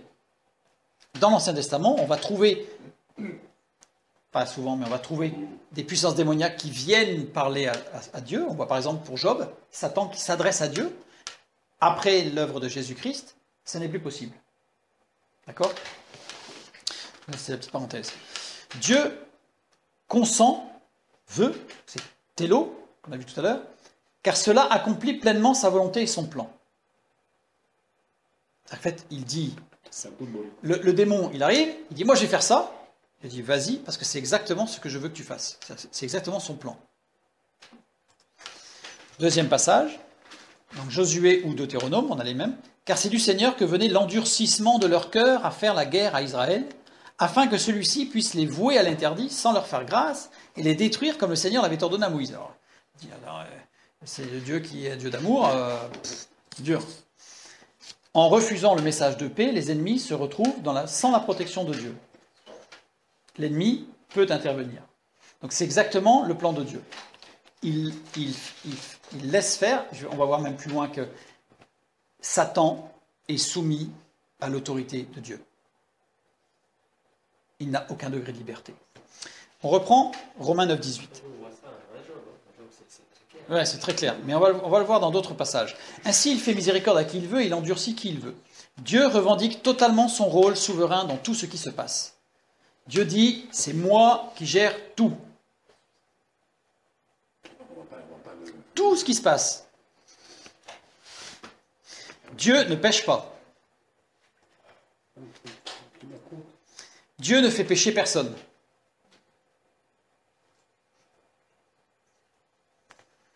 Le diable pêche. L'homme pêche en cédant à la tentation. Mais Dieu ne pêche jamais. Et Dieu ne fait pécher personne. Dieu a créé le diable. Dieu garde le diable en vie. Dieu autorise le diable à endurcir un cœur. Dieu est la cause de toute chose. C'est-à-dire qu'en tant que créateur du diable, que celui qui laisse le diable en vie, c'est pas qu'il assume, c'est plus que ça, c'est pas assumer. Parce qu'assumer, ça veut dire quelque part, j'ai fait un truc, j'assume ce que j'ai fait. Pas du tout. Là, il revendique qu'il est la cause. Il est le responsable. Et il assume, là, cette fois-ci, sa responsabilité, mais il revendique sa responsabilité.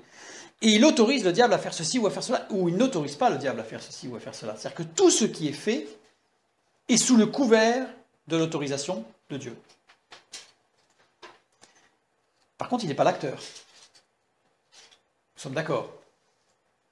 Il n'est pas l'acteur. C'est comme un architecte. Un architecte qui dit « j'ai construit cette ville ».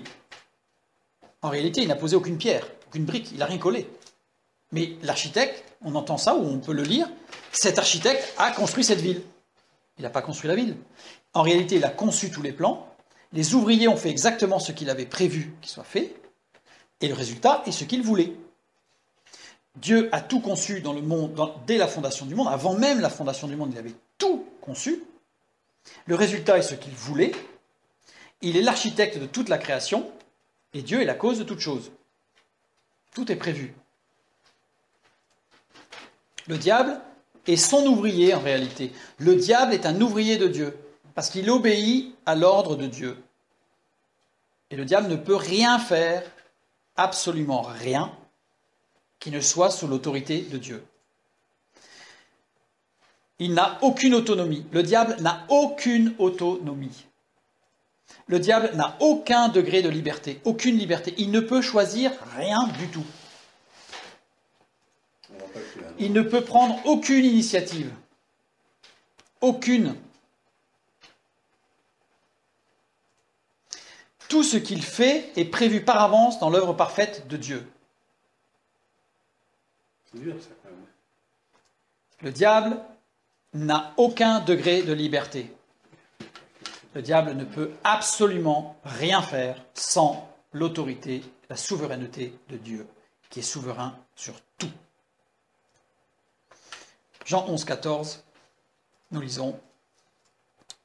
Après avoir entendu cela, Jésus dit, cette maladie, la maladie c'est le diable, c'est pas Dieu quand même.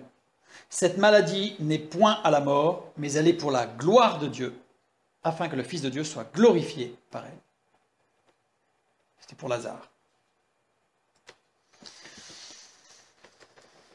Pourquoi Dieu est-il la cause de l'endurcissement du Pharaon? On va prendre l'exemple du Pharaon, très connu.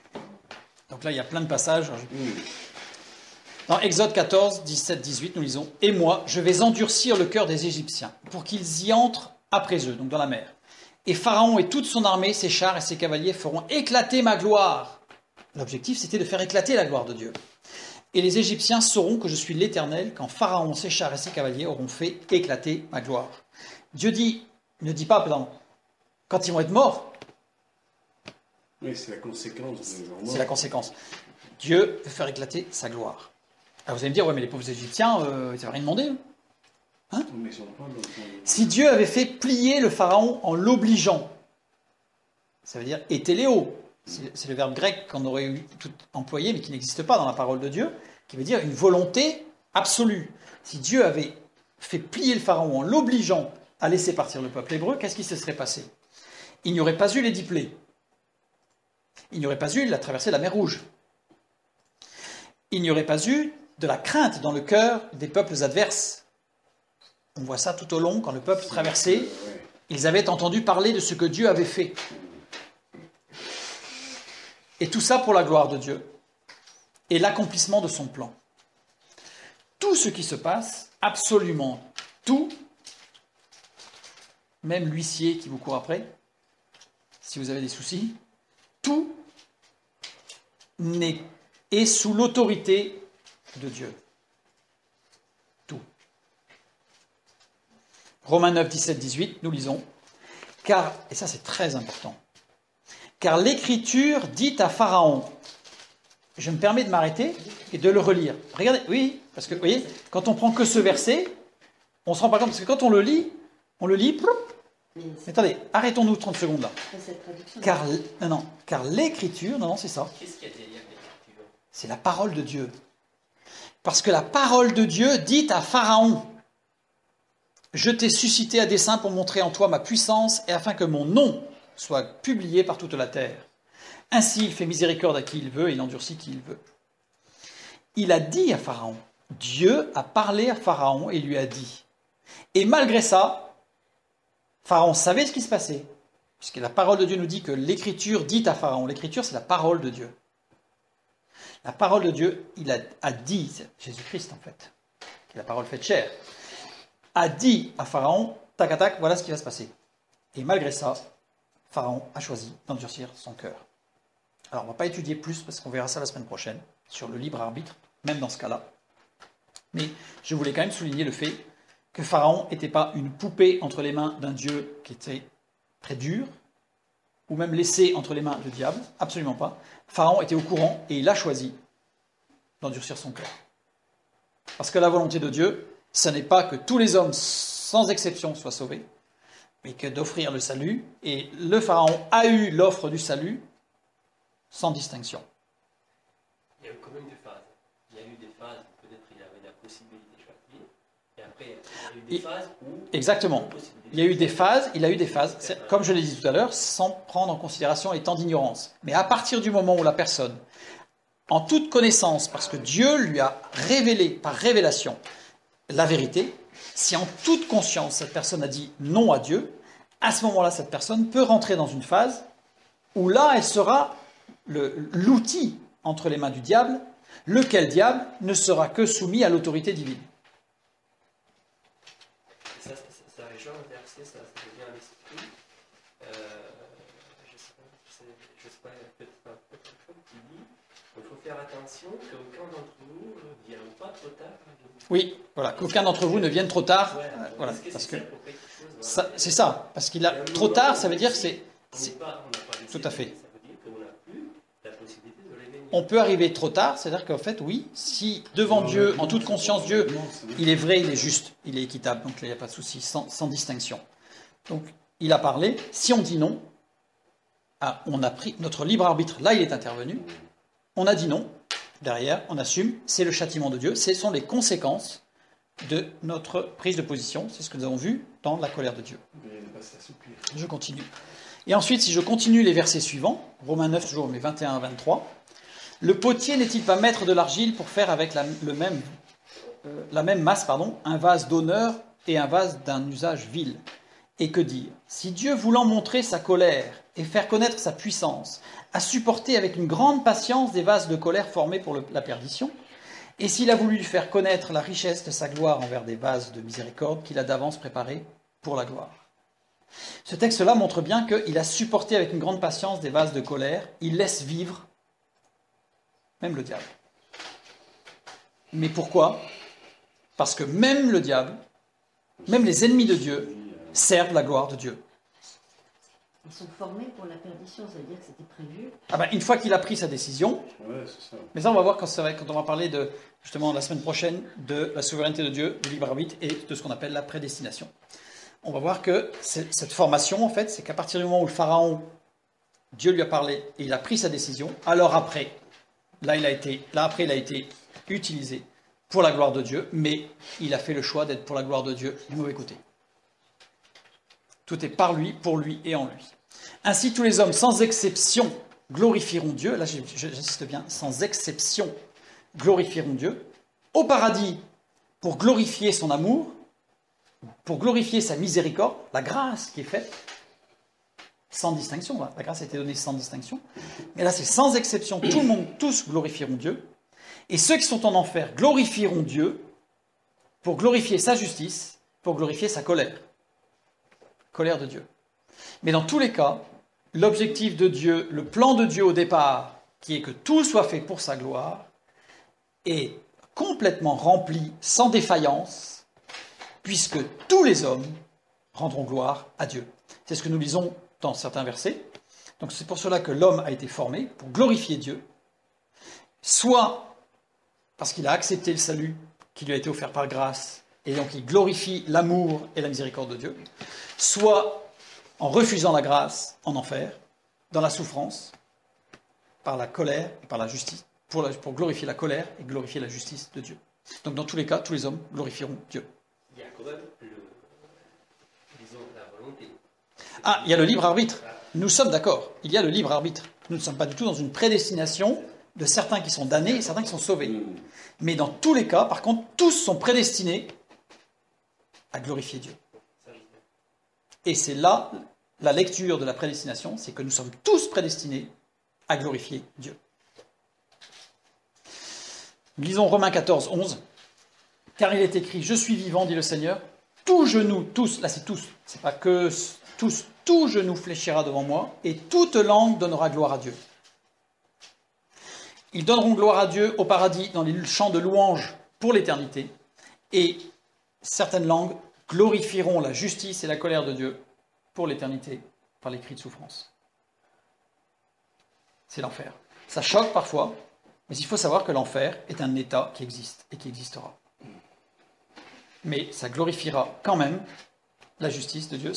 Dieu n'aura pas honte d'avoir créé l'enfer. Mais tous ceux qui sont en enfer auront fait le choix honnête, vrai, juste, équitable de ne pas suivre Dieu. Un deuxième verset. Philippiens. Oui, mais je vois quelqu'un qui met le commentaire, pourtant ils blasphémeront en enfer. Mais peu importe. Ils glorifieront la justice de Dieu parce qu'ils seront en enfer. Donc ce sera à la gloire de Dieu. Ils pourront dire ce qu'ils veulent, mais ils glorifieront Dieu dans sa justice par rapport à l'enfer. Là, ce sera la fin. Donc du coup, il n'y aura plus de retour possible. Ah, il n'y a plus de retour. Philippiens chapitre 2. C'est pourquoi aussi Dieu l'a souverainement élevé et lui a donné le nom qui est au-dessus de tout nom, afin qu'au nom de Jésus, tout genou fléchisse dans les cieux, sur la terre et sous la terre, l'image de l'enfer, et que toute langue confesse que Jésus-Christ est Seigneur. Même ceux qui sont en enfer confesseront que Jésus-Christ est Seigneur, parce que s'ils sont en enfer, c'est parce que Jésus-Christ les a mis en enfer. Il est souverain. Et à un moment donné, au jugement, il leur dira, vous, allez à gauche, les brebis à droite, les boucs à gauche. Donc c'est la parabole. Et c'est parce qu'il est souverain, donc il est Seigneur. Donc toute langue confessera que Jésus-Christ est Seigneur. Pourquoi ? À la gloire de Dieu le Père. mais il manifeste aussi un amour parfait. Satan tomba sans tentation externe. Satan tomba sans tentation externe. C'est-à-dire que Satan a chuté, mais il n'a pas été tenté par quelqu'un d'autre. Il n'y a pas eu de tentateur. La tentation est venue de l'intérieur. Il pécha délibérément, aiguillonné par une ambition exagérée, qui était en lui. Il devint intrinsèquement péché. C'est en fait, vous voyez, c'est venu de l'intérieur. Pas de rémission des péchés possible. Parce qu'il est devenu lui-même de l'intérieur, en fait, péché. C'est la raison pour laquelle Satan ne peut pas se repentir. Parce qu'il est péché. Il n'a pas le péché en lui, il est péché. Parce que c'est venu de lui. Si l'homme était tombé sans tentateur, si Dieu avait détruit Satan à la chute, en l'empêchant d'intervenir sur la terre, d'accord ? À ce moment-là, l'homme aurait pu délibérément, tout seul, sans le tentateur, désobéir. Il serait devenu un Satan, et il n'y aurait pas eu de rémission des péchés possible pour lui. Mais est-ce que c'est parce qu'il va se passer dans le millénium? Non. Parce qu'il n'y aura pas Satan. Dans le millénium, Satan sera En chaise. lié. Oui, donc il ne sera pas... Mais c'est pourquoi il y aura le millénium, c'est pour... Ce serait un peu long, mais ce serait parce qu'il y a des gens qui seront, pendant le millénium, qui ne seront pas spirituels, mais qui seront physiques, parce qu'ils auront traversé, etc., mais qui ne seront pas sauvés, et eux continueront à vivre. Et pourquoi 1000 ans? Parce que de telle sorte, parce qu'au bout de 1000 ans, il n'y ait plus aucun de ces gens-là qui survivent. Ils seront tous morts de mort naturelle, entre guillemets, physique, biologique, mais pas à cause du péché. Donc, c'est là toute c'est ce que je disais, c'est par amour que Dieu a créé Satan. Ça gratte. Ça gratte. Là, j'ai quelqu'un qui dit ça gratte quand même. C'est par amour que Dieu a créé Satan, par justice aussi. C'est pour ça qu'il faut vraiment voir tous les aspects de Dieu dans la totalité de sa perfection. C'est par amour et par justice qu'il a laissé vivre Satan, qu'il ne l'a pas détruit, parce que sinon l'homme n'aurait pas été tenté de l'extérieur, mais il aurait pu lui aussi s'enorgueillir. C'est pour ça qu'il est dit que l'orgueil est la racine de tous les maux, dans la parole de Dieu. Parce que cet orgueil, c'est quelque chose qui vient de l'intérieur, et à ce moment-là, l'homme aurait chuté par lui-même, il serait devenu un Satan, et il n'y aurait pas eu de salut possible, puisqu'il serait devenu lui-même péché. Alors que là, il a péché par le tentateur. Donc, l'homme, à ce moment-là, est je dirais, sauvable, entre guillemets. Donc, Dieu a laissé une possibilité d'accès au salut à l'homme. Dieu a manifesté un amour parfait. Est-ce que c'est pas un peu ce qui s'est passé avant Noé? Que l'homme devient lui-même? Non, c'est plus une compliqué. folie. Je ne vais pas en parler parce que c'est un petit peu plus compliqué. Sur ce qui s'est passé avant Noé, ce serait trop long. Déjà qu'on empiète sérieusement là. Dans la tentation elle-même, il n'y avait aucune puissance pour pousser l'homme à pécher. Quand on prend le texte biblique, Satan n'avait aucune puissance pour... Il n'a pas mis le fruit dans la bouche de l'homme en lui enfonçant dedans. Il n'avait aucune puissance. L'homme peut choisir d'obéir à Dieu, de désobéir à Dieu. Il a un libre arbitre. La simple possibilité de pécher n'a jamais en elle-même amené aucun homme à commettre le péché. Ce n'est pas parce que le péché existe qu'on est obligé de pécher. Oui, ne fais pas ce que... Une résistance délibérée aurait sans aucun doute fait fuir Satan. Si Ève avait dit non, parce que Dieu a dit, parce qu'on a bien vu quand on a étudié ce qui s'est passé pour la chute, que Ève n'a pas du tout respecté la parole de Dieu. Donc si elle s'en était tenue à la parole de Dieu, stricto sensu, dit que la parole de Dieu, Satan aurait fui. Comme c'est le cas de nos jours. On voit ça dans Jacques chapitre 4 au verset 7 quand il est dit « Soumettez-vous donc à Dieu, résistez au diable, il fuira loin de vous. » Il fuira loin de vous. Si on annonce la parole de Dieu, mais pour annoncer la parole de Dieu, il faut la connaître. Il faut la connaître.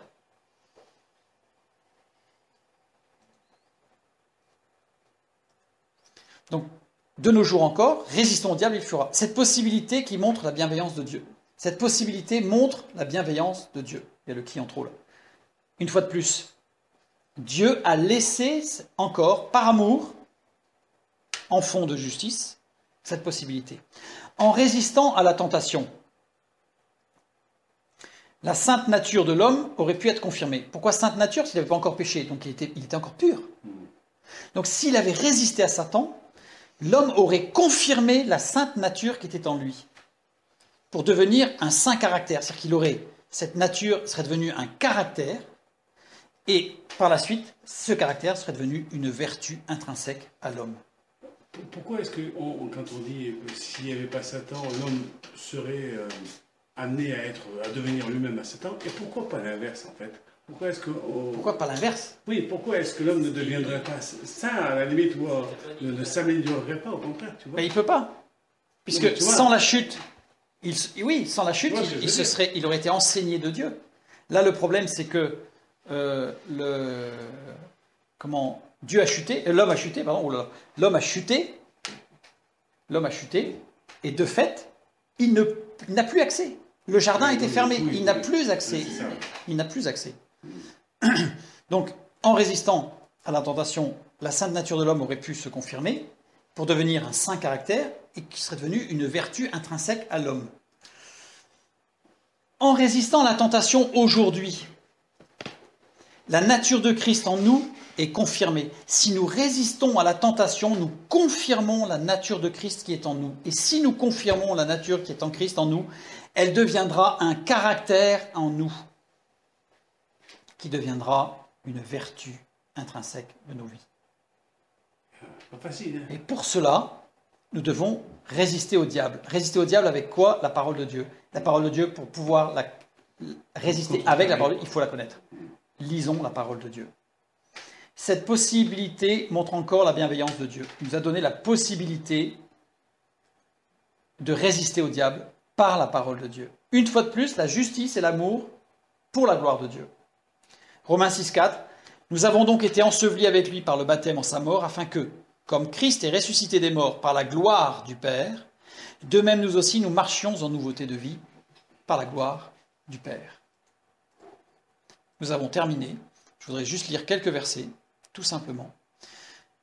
1 Chronique 16. Rendez à l'Éternel gloire pour son nom. Romains 5. Étant donc justifiés par la foi, nous avons la paix avec Dieu par notre Seigneur Jésus-Christ, à qui nous devons d'avoir eu par la foi accès à cette grâce, cet élo, cette volonté, ce souhait, dans laquelle nous demeurons fermes et nous nous glorifions dans l'espérance de la gloire de Dieu. Bien plus, nous nous glorifions même des afflictions, sachant que l'affliction produit la persévérance la victoire dans l'épreuve et cette victoire l'espérance. Pourquoi? Parce que même dans l'affliction, Dieu est souverain. Et tout ce qui se passe est géré pour la gloire de Dieu. Pour la gloire de Dieu. Romains 15, que le Dieu de la persévérance et de la consolation vous donne, c'est sciemment que je fais ça, on parle de l'affliction et juste après c'est que le Dieu de la persévérance et de la consolation, c'est celui qui nous vient en aide parce qu'il est justice, mais il est aussi bonté et miséricorde, vous donne d'avoir les mêmes sentiments les uns envers les autres selon Jésus-Christ, afin que tous ensemble, d'une seule bouche, vous glorifiez le Dieu et Père de notre Seigneur Jésus-Christ. 1 Corinthiens 10, soit donc que vous mangiez, soit que vous buviez, soit que vous fassiez quelque autre chose, faites tout pour la gloire de Dieu. 1 Pierre 4, 16, mais si quelqu'un souffre comme chrétien, qu'il n'en ait point honte, et que plutôt il glorifie Dieu à cause de ce nom, parce que tout ce qui nous arrive est pour la gloire de Dieu. L'Église a comme responsabilité de glorifier Dieu. Le plan de Dieu, le but de Dieu, c'est que tout homme glorifie son nom. Faisons le choix de le glorifier pour son amour et sa miséricorde, et non pas pour sa colère et sa justice. Que Dieu nous soit en aide, que Dieu vous bénisse. À bientôt.